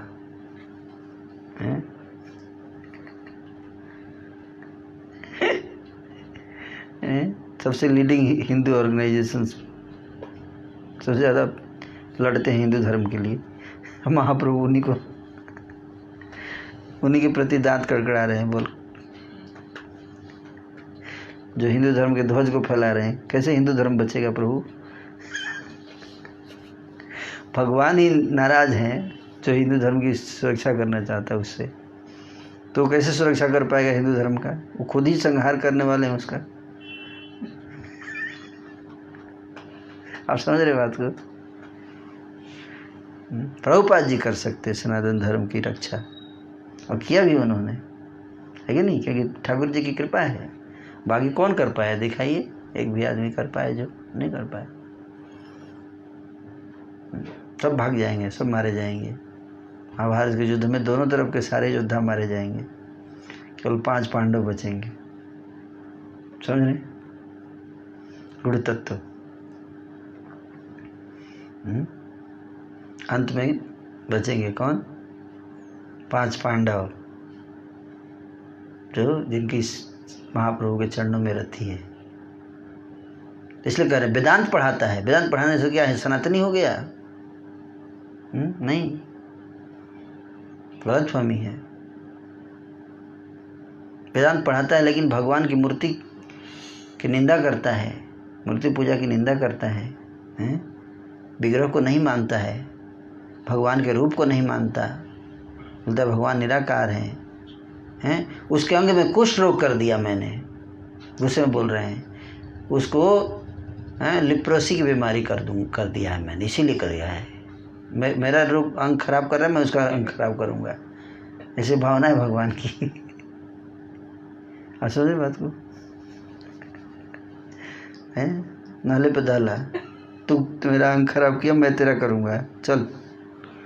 इसलिए बोले मैं उसके अंग में कुष्ठ रोग कर दिया मैंने, फिर भी वो होश में नहीं आया। अनंत ब्रह्मांड मेरे जिस अंग में विराजमान है उसे वह मिथ्या बतलाता है, बोल रहा है कि मिथ्या है, मैं ब्रह्मांड भी मिथ्या है, ब्रह्म जगत, ब्रह्म सत्य जगत मिथ्या है। कैसा हिम्मत करता है कैसा साहस है उसका? मुरारी गुप्ता से बोल रहे हैं। तुम मेरे दास हो मुरारी, मैं तुमसे सच कह रहा हूँ, जो मेरे अंग को नहीं मानता है उसका विनाश हो जाता है। तो महाप्रभु ही विनाश कर रहे हैं, मुसलमान क्या करेंगे? मुसलमान का विनाश होगा, सबका होगा। वो उसको यूज करके उसका कराएंगे, फिर बाद में उसका करेंगे, क्योंकि वो वैष्णव अपराध करेंगे। आप समझ रहे बात को? बचेगा कौन? हरे कृष्णा बचेगा, हरे कृष्णा। तुम मेरे दास हो मुरारी, मैं तुमसे सच कह रहा हूं, जो मेरे अंग को नहीं मानता है उसका विनाश हो जाता है। ब्रह्मा शिव अनंत शेष आदि देव प्रभु के विग्रह की सेवा करते हैं। ब्रह्मा जी भगवान के विग्रह की सेवा करते हैं, मूर्ति की सेवा करते हैं, शिव जी मूर्ति पूजा करते हैं, भगवान अनंत से मूर्ति पूजा करते हैं। समस्त देवता भी उस विग्रह को अपना प्राण स्वरूप समझकर पूजते हैं। जिस अंग को स्पर्श करने से पुण्य पवित्रता प्राप्त होती है, उस अंग को वे किस साहस से मिथ्या कहते हैं। मूर्ति पूजा का जो खंडन करते हैं, भगवान के रूप को जो नहीं मानते, उनके खिलाफ बहुत क्रोधित है महाप्रभु, है ना? बहुत क्रोधित हैं, जो कहते हैं कि भगवान क्या है? निराकार। कितना भी बढ़िया काम करें, कितना भी, वो सब बेकार है। हिरण्यकश्यप भी बहुत बढ़िया बढ़िया काम किया, रावण ने तो सोने की लंका बना दी, उसके आगे क्या है? हमारा मैनेजमेंट ऑर्गेनाइजेशन, है कि नहीं? लेकिन रावण का विनाश हुआ ना। कोई बहुत बढ़िया है, दैट्स ओके, उससे व्यक्ति भगवान को प्रिय नहीं हो जाता। भगवान को प्रिय केवल एकमात्र से क्या? भक्ति भावना। सब एक क्षण में खत्म हो जाता है। तो इसलिए ये जो मटेरियलिस्टिक लोग हैं, दे may become famous, they may become popular, they may become very organise everything, but still they are not very dear to Krishna. Krishna is against them. Ravan ने सोने की लंका बना दी, बनाई ना, लेकिन भगवान उससे खुश नहीं थे, खुश नहीं थे उससे. ये बहुत महत्वपूर्ण बात है ना. मैं तुम्हारे सामने इस परम सत्य का प्रकाशन कर रहा हूँ मुरारी गुप्त, कि मैं सत्य हूँ, मैं सत्य हूँ, मैं मिथ्या नहीं हूँ. मेरे दास सत्य हैं, मेरा धाम सत्य है, मेरा रूप सत्य है. जो इन्हें मिथ्या मानते हैं वे मुझे खंड विखंड कर रहे हैं, है ना, खंड खंड कर रहे हैं. बोलते हाथ नहीं है भगवान का, बिनु पद चले सुने बिनु काना है,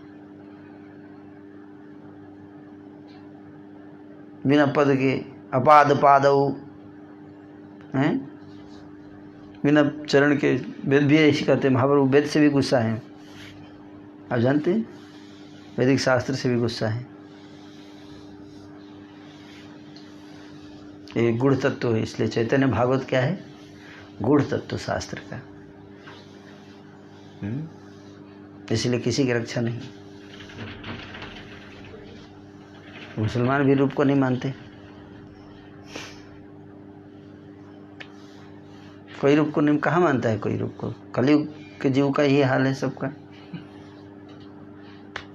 यही हाल है. कहाँ शुद्ध भक्ति किसी के भाग्य में मिल सकती है. कलयुग के जीव का सौभाग्य ऐसा है कहाँ. वो तो श्री चैतन्य महाप्रभु परम करुणामय है, नहीं तो इनकी किस्मत में थोड़े है. नाम ले ले, ये बहुत बड़ी बात है.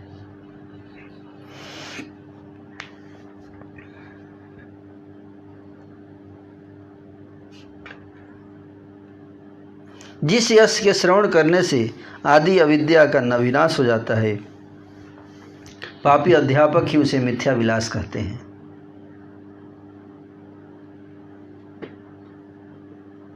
जिस यश के श्रवण रस में शिव दिगंबर रहते हैं, पृथ्वी को धारण करने वाले अनंत देव स्वयं जिनके यश का कीर्तन करते रहते हैं, सूक नारद आदि जिस यश के श्रवण से सदा मत्त रहते हैं, चारों वेद जिस यश की महिमा का निरंतर कीर्तन करते रहते हैं, इस प्रकार की पुण्य कीर्ति के प्रति जो अनादर भाव रखता है, वह मेरे गुप्त अवतार के बारे में कभी कुछ नहीं जान सकता. अनादर करते हैं ना, बोलते हैं पुराण सब में जो भी लीलाएं बताई गई हैं, क्या बोलते हैं आप जानते हैं, बोलते पुराणों में जो लिखा गया है ये सब काल्पनिक चीज़ें लिखी गई हैं, केवल वेद सत्य हैं. और वेद में क्या बताया गया, भगवान का कोई रूप नहीं होता, भगवान अवतार नहीं लेते, ये सब फालतू गलत है. ये सब पुराण को नहीं मानते, है ना, स्पेशली आर्य समाज के लोग डाउट करते हैं. अगर भगवान अवतार लेते हैं तो भगवान ने हमारी रक्षा क्यों नहीं की. मूर्ति में अगर होते हैं तो मूर्ति को महमूद गजनी ने तोड़ दिया, भगवान क्यों नहीं आए बचाने के लिए. इसलिए हमें इसको नहीं मानते. मूर्ति पूजा से लोग कायर हो जाएंगे. आप समझे बात को, वीक कर देता है मूर्ति पूजा लोगों को. भगवान बचाएंगे, मूर्ति बचाएगी, दैट इज देयर फिलोसफी. तो ये स्ट्रांग होके क्या कर लिया बताइए. ऐसी फिलोसफी स्ट्रांग होके भी क्या कर लिया. जो होना है वो तो हो ही रहा है ना. जो कुछ करना था तो प्रभुपाद जी ने करके दिखा दिया, है कि नहीं. मूर्ति पूजा को इस्टेब्लिश करके पूरे विश्व में हजारों के संख्या में मुसलमान और क्रिश्चियन सब भक्ति कर ही रहे हैं, है कि नहीं. ईश्वर शक्ति चाहिए ना, हमारी बुद्धि शक्ति से थोड़े चलता है संसार. तो सत्य दास है कहाँ भगवान का. जो सत्य दास हो जाए तो भगवान की शक्ति उसके साथ रहेगी ना, तब तो कुछ कर पाएगा व्यक्ति.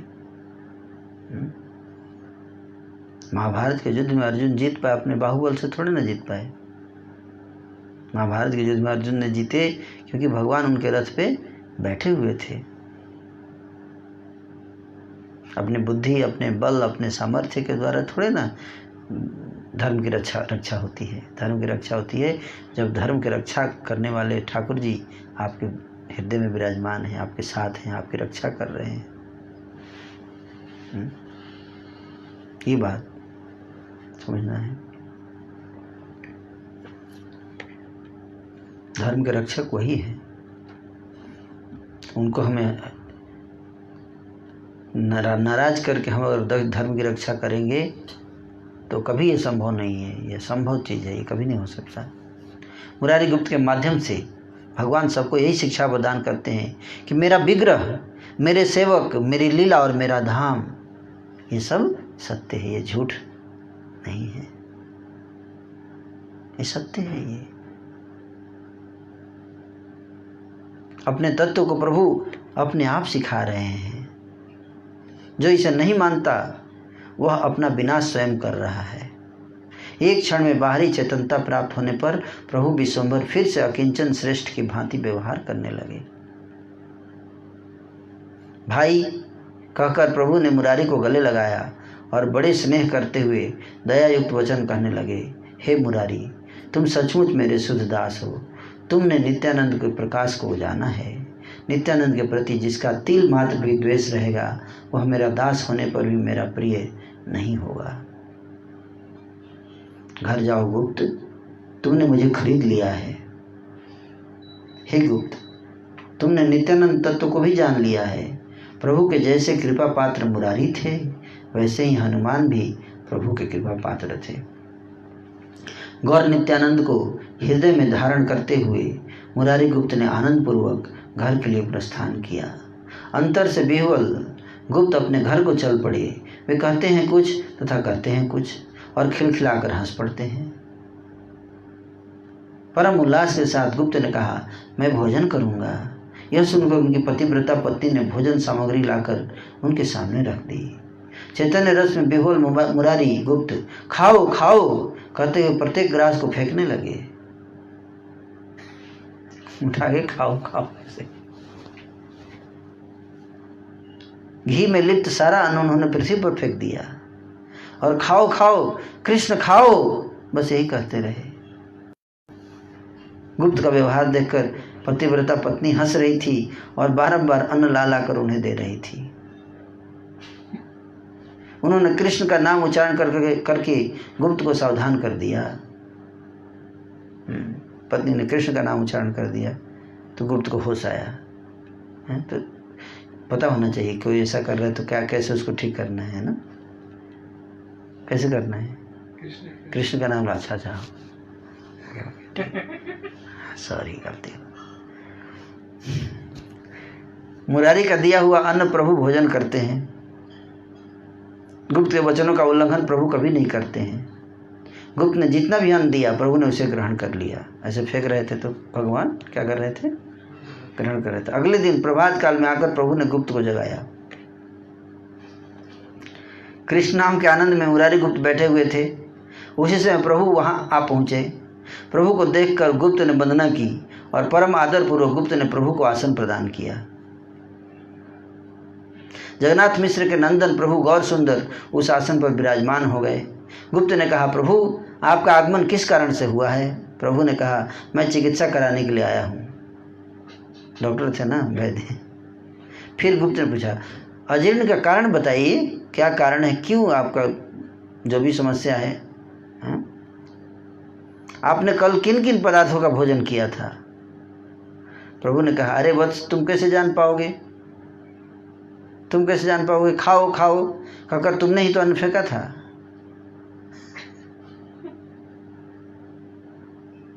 बोले कि तुम्ही ने तो फेंका था, वही खाया था। तुम तो भूल गए, परंतु तुम्हारी पत्नी को सब कुछ याद है। उसी से पूछो, तुमने जो अन्न प्रदान किया उसे बिना खाए मैं कैसे रह पाता। गुप्त ने कहा, मैं किस रोग की चिकित्सा करूं, क्या पाचन दे दूं। कारण क्यों पूछते हो, तुम्हारे अन्न के कारण मुझे अजीर्ण का रोग हुआ है। उन्होंने पूछा, क्या क्या खाया है, क्या रोग हुआ है। तो बोले, मुझे क्या पता, तुमने क्या खिलाया तुम बताओगे ना, या तुम्हारी पत्नी बताएगी। और उसी से रोग हुआ है, मैं तो बस खाया क्योंकि तुमने जो भी खिलाया। जल पीने से अजीर्ण का जोर कम हो जाता है। अजीर्ण का कारण है तुम्हारा अन्न, इसलिए अजीर्ण को दूर करने के लिए तुम्हारा ही जल चाहिए। जल तो पिलाया नहीं तूने कल, भोजन तो खिला दिया, जल नहीं पिलाया, इसलिए अजीर्ण हो गया है।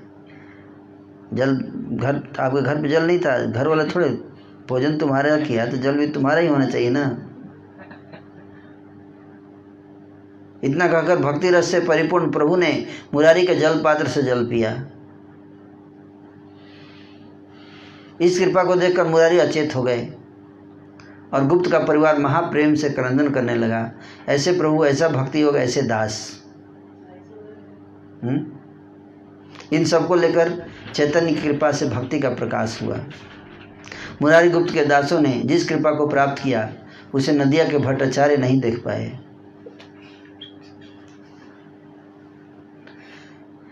विद्या, धन और प्रतिष्ठा से कुछ भी नहीं होता है।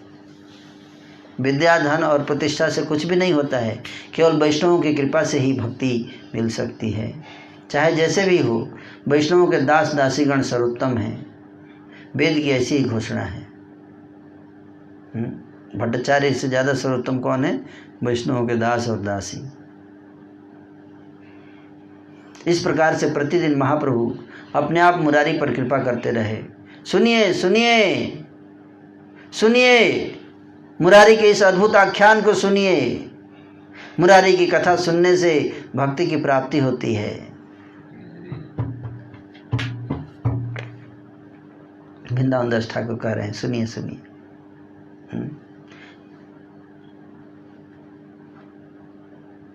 सुन सुन मुरारी रा अद्भुत आख्यान, सुनिले मुरारी कथा पाई भक्ति दान। एक दिन महाप्रभु श्रीवास मंदिरे, हुंकार करिया प्रभु निज मूर्ति धरे। शंख चक्र गदा पद्म शोभे चारि कर, गरुड़ गरुड़ बोली डाके विश्वम्भर। हे नह समय गुप्त आविष्ट हैया, श्रीवास मंदिरे आइला हुंकार करिया। सुनिए सुनिए सुनिए। एक दिन महाप्रभु ने श्रीवास के घर में हुंकार करते हुए अपने स्वरूप का धारण कर लिया। चतुर्भुज, शंख चक्र गदा पद्म वाला रूप, 4 हाथ, चारों में शंख चक्र गदा पद्म प्रकट। विश्वम्भर के चारों हाथों में शंख चक्र और गदा पद्म विद्यमान थे और वे गरुड़ गरुड़ कहकर पुकार रहे थे। गरुड़ कहाँ है मेरा? ऐसा बोले, मेरा गरुड़ किधर गया? उसी समय आविष्ट चित्त वाले मुरारी गुप्त हुंकार करते हुए श्रीवास जी के घर आ पहुंचे। गुप्त की देह में महान गरुड़ भाव उदित हुआ। कौन सा भाव? गरुड़ जी का भाव आ गया मुरारी गुप्त के। गुप्त ने कहा, वह महाभाव गरुड़ मैं ही हूं। फिर भी गरुड़ गरुड़ कहकर विश्वम्भर पुकारते रहे। गुप्त ने कहा, आपका वह किंकर मैं ही हूं। प्रभु बोले, वत्स तुम मेरे वाहन हो। गुप्त ने कहा, हाँ आपने सही कहा। गुप्त ने कहा, आप भूल गए हैं प्रभु, आपको कंधों पर बिठाकर मैं स्वर्ग से पारिजात वृक्ष लाया था। आप यह भी भूल गए चुके हैं कि मैं आपको लेकर बाणापुर की नगरी गया था। वहां पर कार्तिकेय के मोर को मैंने खंड खंड किया था। कार्तिकेय आए थे ना शिव जी के साथ, भगवान शिव आए थे बाणासुर की तरफ से लड़ने के लिए। तो शिव जी की सेना में कौन कौन थे? कार्तिकेय भी थे। तो कार्तिकेय के मोर को क्या किया था? खंड खंड कर दिया था। किसने? गरुड़ ने। हे प्रभु, आप मेरे कंधों पर आरोहण कीजिए और आज्ञा दीजिए कि कौन से ब्रह्मांड के भीतर आपको ले जाऊं। मुरारी गुप्त बोले, मेरे कंधे पर चढ़ जाइए। बोली, कहाँ चले चलना है? जगन्नाथ मिश्र के नंदन प्रभु विश्वम्भर गुप्त के कंधे पर चढ़ गए। यह देखकर श्रीवास के करने लगे। कंधों पर कमलापति को बिठाकर मुरारी गुप्त दौड़ते हुए सारे आंगन में इधर उधर घूमने लगे। ब्रह्मांड में तो नहीं लगे, उसी आंगन में घूम रहे हैं। पतिव्रताएं जय जय स्वरूप उलुलुलुलुलु ध्वनि करने लगी और सभी भक्त महाप्रेम से क्रंदन करने लगे। कोई कहता जय जय तो कोई कहता हरि हरि, कोई कहता ऐसा हो जाए कि प्रभु के इस रूप को कभी भुला ना पाऊं। कोई परम उल्लास के साथ माल साट मारने लगा तो कोई वाह रे मेरे ठाकुर ऐसा कहकर हंसने लगे। कोई बाहुओं को ऊपर उठाकर ऊंचे स्वर से कहते हैं मुरारी वाहन विश्वंभर की जय हो, मुरारी वाहन विश्वंभर की जय हो, मुरारी वाहन विश्वंभर की जय हो। मुरारी के कंधों पर चढ़कर श्री गौरांग सुंदर डोल रहे थे, उल्लास के साथ गुप्त घर के भीतर भ्रमण कर रहे थे।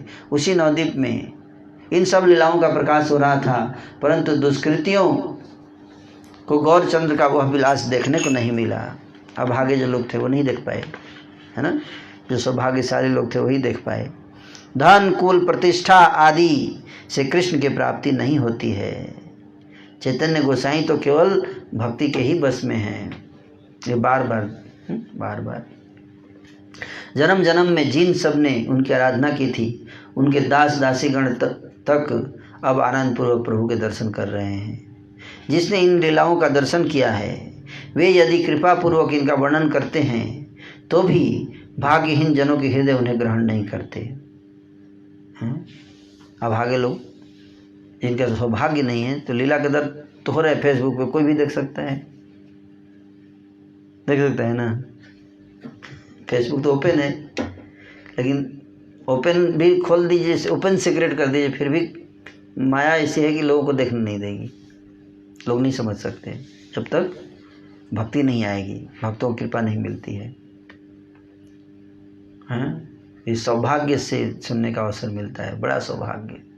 हमें पता नहीं है, हम लोग सुन रहे हैं, हमें पता नहीं है हमारे कितनी कृपा मिली होगी, तब जाके ये अवसर मिल रहा है हम लोगों को। वृंदावन दास ठाकुर जी बता रहे। भाग्यहीन जन श्री गौर सुंदर के लीला विलास का दर्शन नहीं कर सकते। जिसने इन लीलाओं का दर्शन किया है, इन सब लीलाओं का कभी अंत नहीं होता है। गुप्त के कंधों पर प्रभु का उत्थान मध्य खंड में वर्णित हुआ है। प्रभु के सभी अवतारों के गुप्त प्रधान सेवक हैं। इन सब लीलाओं का कभी अंत नहीं होता है। वेद आयुर्भाव तिरुभाव के रूप में इनका वर्णन करते हैं। बाह्य चेतना प्राप्त होने पर महाधीर गौरांग नीचे उतर आए और गरुड़ के भाव में स्थित गुप्त भी सुस्थिर हो गए।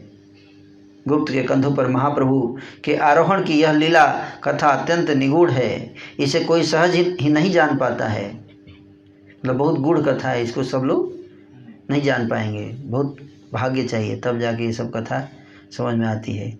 मुरारी के प्रति इस कृपा को देखकर वैष्णव मंडली धन्य हो धन्य हो धन्य हो ऐसा कह कहकर प्रशंसा करने लगी। लीला में विश्वंभर को वहन करने की शक्ति जिनमें है, उन मुरारी भक्त का जीवन धन्य है, उनकी विष्णु भक्ति सफल है।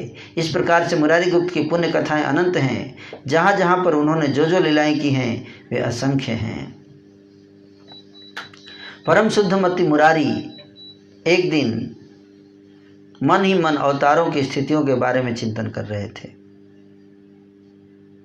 कि अवतार की क्या स्थिति है। जब तक सांगो पांग के साथ यह अवतार विद्यमान है तब तक मुझे अपने लिए उपाय सोच लेना चाहिए। ऐसे सोच रहे थे कि जब तक भगवान यहाँ पे अवेलेबल हैं अपना उपाय बना लेना चाहिए। कृष्ण की लीला समझ में नहीं आती, न जाने कब क्या कर बैठे, कब गायब हो जाएं, ऐसे सोच रहे हैं। जब तक हैं तब तक है ना, एक और लीला सृजन करते हैं, दूसरी ओर उसका तत्काल संहार कर देते हैं। जिस सीता के लिए रावण अपने कुल सहित मारा गया, उसी सीता को लाकर भी उन्होंने उसे त्याग दिया। उनका कोई ठीक नहीं है। आप समझ रहे बात को? भगवान की लीला कि जिस सीता को लाने के लिए समुद्र पे पुल बनाए हैं, बता रहे हैं, जिस सीता को लाने के लिए इतना युद्ध की लड़ाई की, रावण को वंश सहित नाश कर दिए, और उसी सीता को घर पे ला के फिर वन में भेज दिए। जो यादवगण उनके प्राण समान थे, उनको भगवान ने अपनी आंखों के सामने मरते हुए देखा। मरते हुए नहीं, खुद भी मारा। अतः जब तक यह अवतार विद्यमान है उस काल में ही मुझे शरीर त्याग देना चाहिए। ऐसे सोचे कि इनके मेरे सामने कभी गायब हो जाए, इनसे पहले मैं शरीर त्यागना चाहता हूँ। जब तक ये महानुभाव हैं पृथ्वी पर विराजमान हैं उनके पूर्व ही अपने शरीर को छोड़ने का उचित समय है। निर्वेद प्राप्त मुरारी गुप्त इस प्रकार से मन ही मन सोचकर यत्नपूर्वक एक शानित धारदार अस्त्र ले आए। अस्त्र लाकर गुप्त ने उसे घर में रख दिया और मन ही मन सोचने लगे कि रात को आनंद के साथ शरीर छोड़ देंगे। धारदार अस्त्र से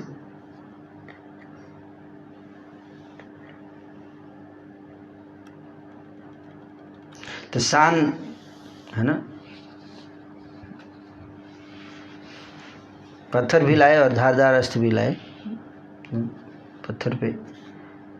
ठाकुर विश्वंभर सब प्राणियों के हृदय में वास करते हैं, इस कारण मुरारी ने जो सोचा था उसे ठाकुर जान गए।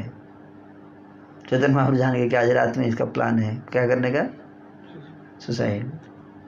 प्रभु शीघ्र मुरारी के घर आए। उनको देखकर मुरारी ने संभ्रम सहित उनके चरणों की वंदना की। जानते थे आप ये लीला?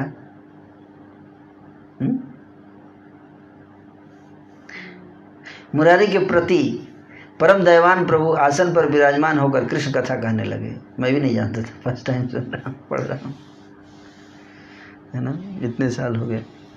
मुरारी के प्रति परम दयावान प्रभु आसन पर विराजमान होकर कृष्ण कथा कहने लगे।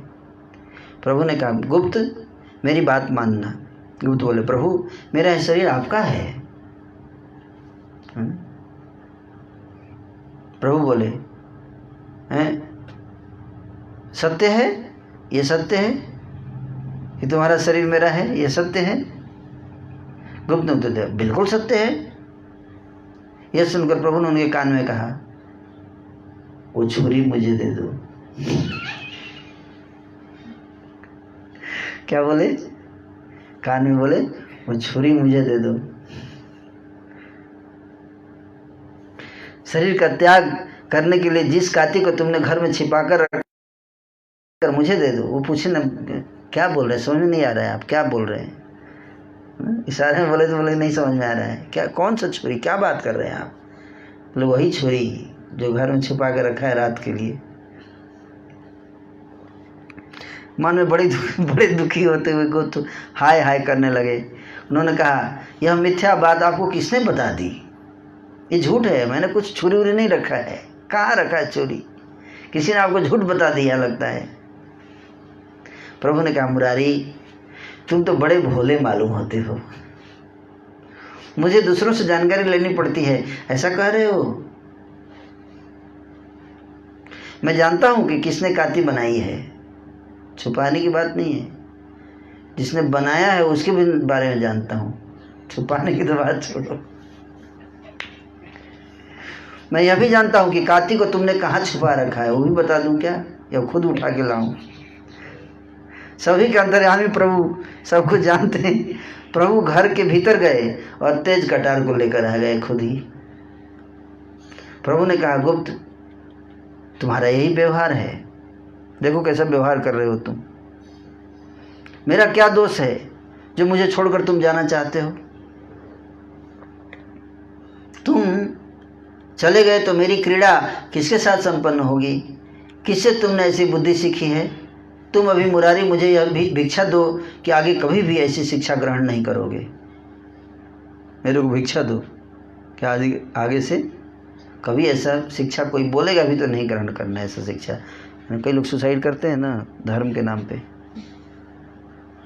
अभी हुआ नहीं था वहाँ बुराड़ी में, दिल्ली में 13 लोग मर गए थे एक ही परिवार के, हैं आत्महत्या कर लिए थे मोक्ष के लिए।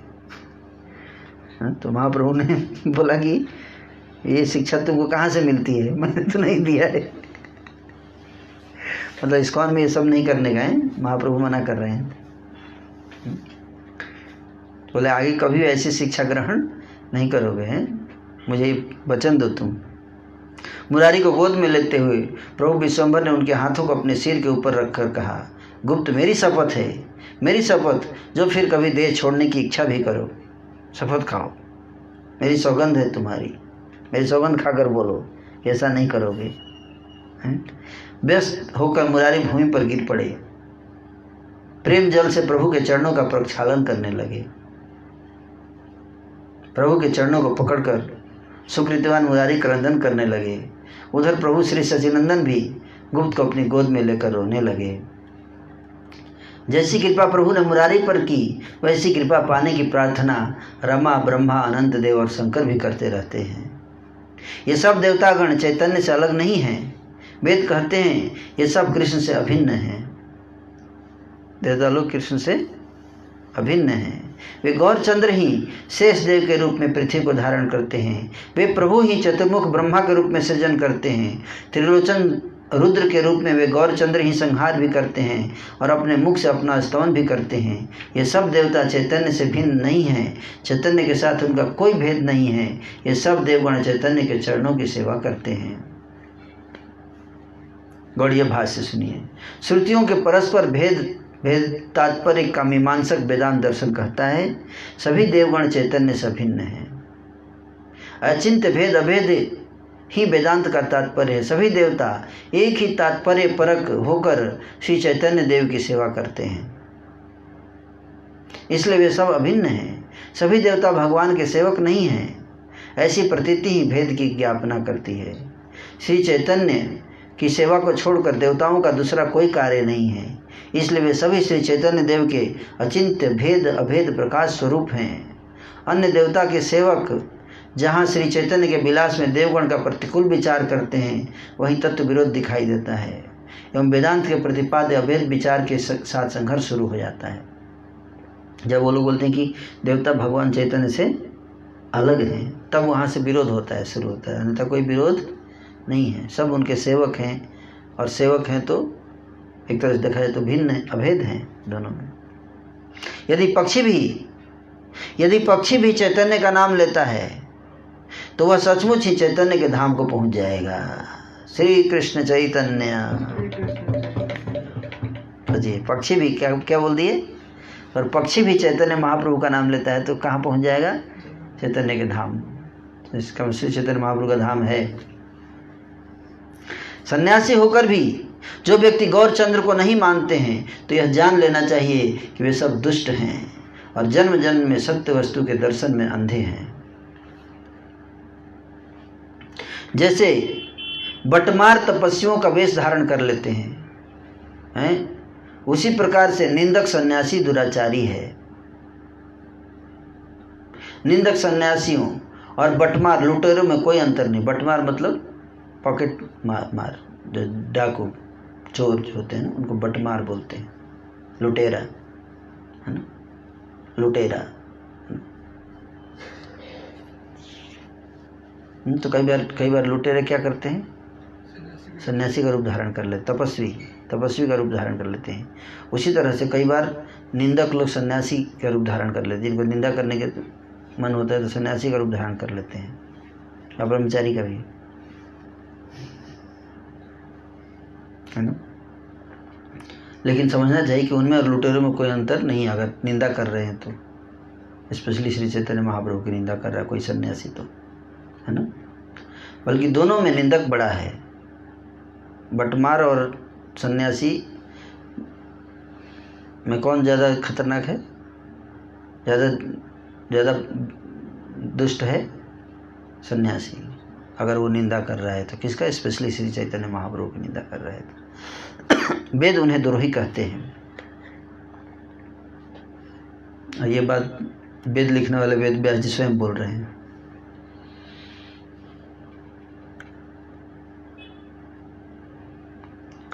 प्रत्यक्ष रूप से पतित व्यक्ति तुलना में अच्छा है, क्योंकि वह अकेला ही अधोगमन करता है। पतित व्यक्ति सन्यासी से ज़्यादा अच्छा है। क्यों? क्योंकि अगर वो नरक में जाता है तो अकेले जाता है, तो इसलिए एक ही व्यक्ति को नरक में ले जाने का पाप लगेगा उसके ऊपर, है ना। परंतु वक्रधर्मी पापिष्ट व्यक्ति अपने आप को एवं दूसरों को भी नरक में गिरा देते हैं, इसलिए उनका पाप ज़्यादा है। दस्युगण सुनसान जगह पर हथियारों के द्वारा मोह या भय उत्पन्न करके लोगों के धन का अपहरण करते हैं, लेकिन कपट आचारी जन मर्म वेदी वाक्यों के द्वारा लोगों में मोह उत्पन्न करके उन लोगों के धन को हरण करते रहते हैं। ऐसी ऐसी बातें बोलेंगे, लोग मोह में पड़ जाएंगे, फिर उनका सारा धन उन सब हरण करके करा लेंगे, है ना। मेरे अकाउंट पे डाल दीजिए, हैं, ये सब मोह माया है, मेरे को दे दीजिए, मोह माया आप नहीं संभाल सकते, मेरे को दे दीजिए, है ना, मैं संभालूंगा, है ना। लोग इतने मिठास से बोलेंगे, हाँ हाँ स्वामी जी ले लीजिए सबसे, आपके अकाउंट में, हाँ मेरे अकाउंट पे नहीं, इस्कॉन के अकाउंट में क्या है, उधर नहीं डालूं, इस्कॉन वाले अकाउंट नहीं नहीं, उस इस्कॉन के इधर डालिए।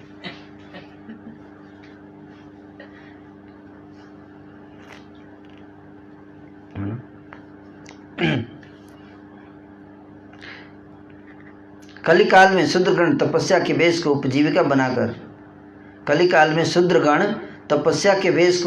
बनाकर दान आदि ग्रहण करेंगे।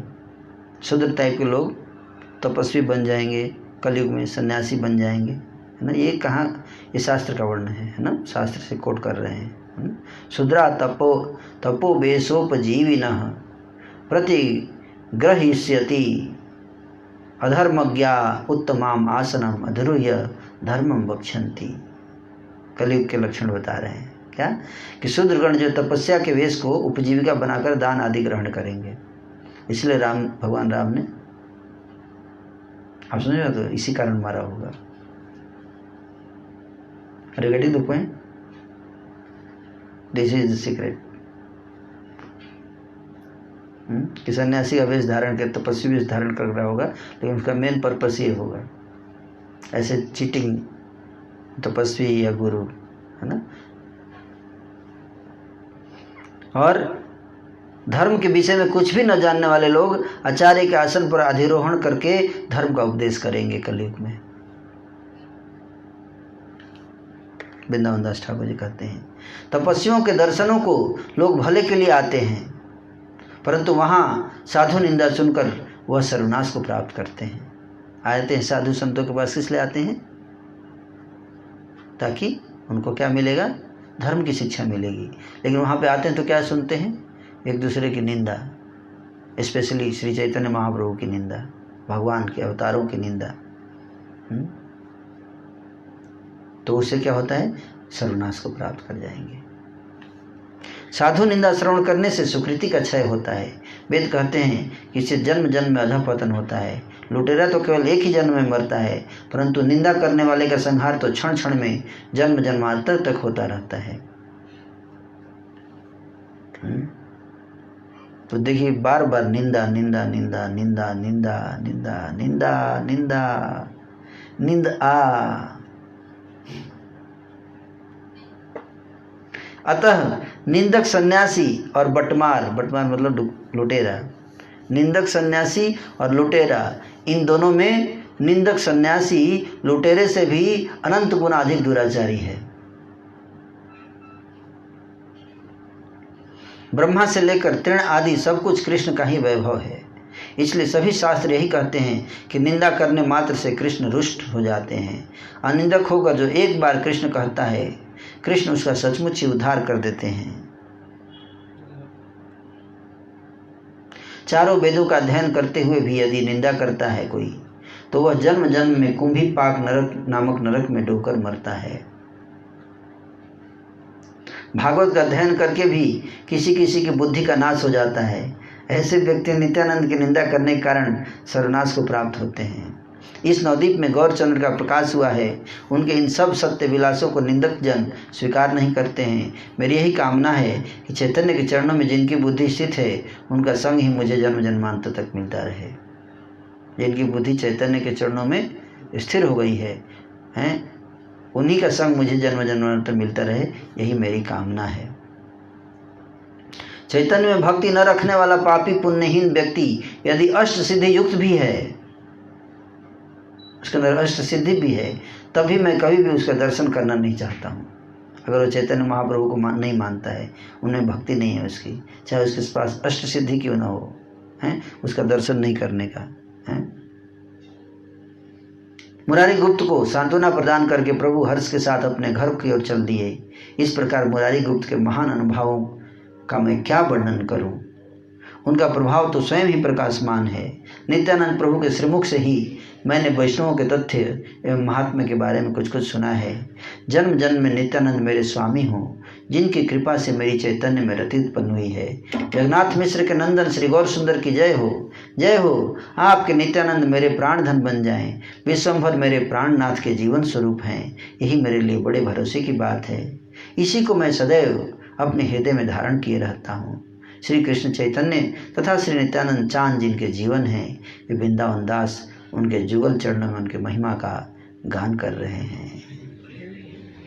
श्री कृष्ण चैतन्य नित्यानंद चांद जान, कृष्ण चैतन्य नित्यानंद चांद जान, वृंदावन दास तछु पद जुगे गान, वृंदावन दास तछु पद जुगे गान, जन्म जन्म नित्यानंद हऊ मोर पति, जन्म नित्यानंद हऊ मोर पति, जहाँ प्रसादे हैल चैतन्य तेरती,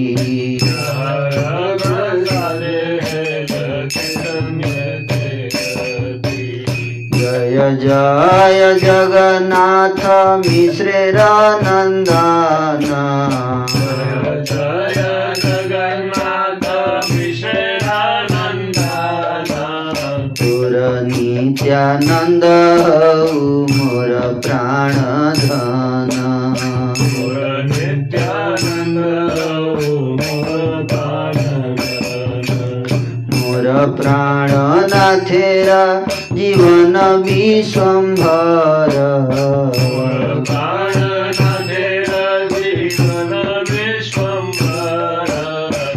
बड़ भरोसा चिते धरि निरंतर,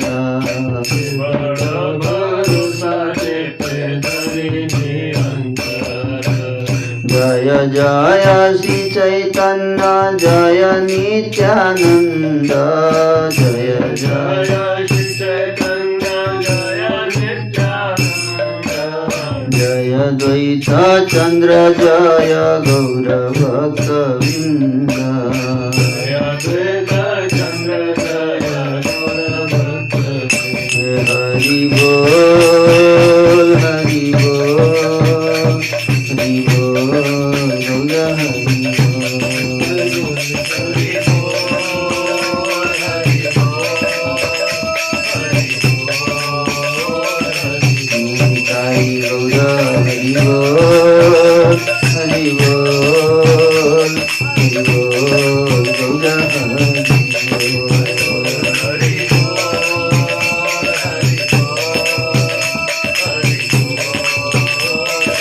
जय जय प्रभुपाद प्रभुपाद प्रभुपाद जय प्रभुपाद, जय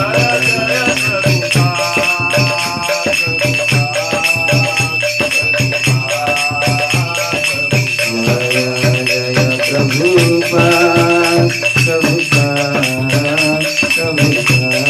जय प्रभुपाद।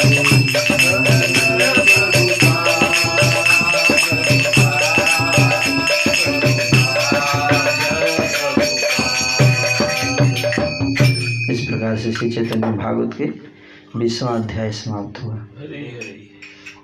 तो कल हम लोग आगे 21वां अध्याय पढ़ेंगे। हरे कृष्णा।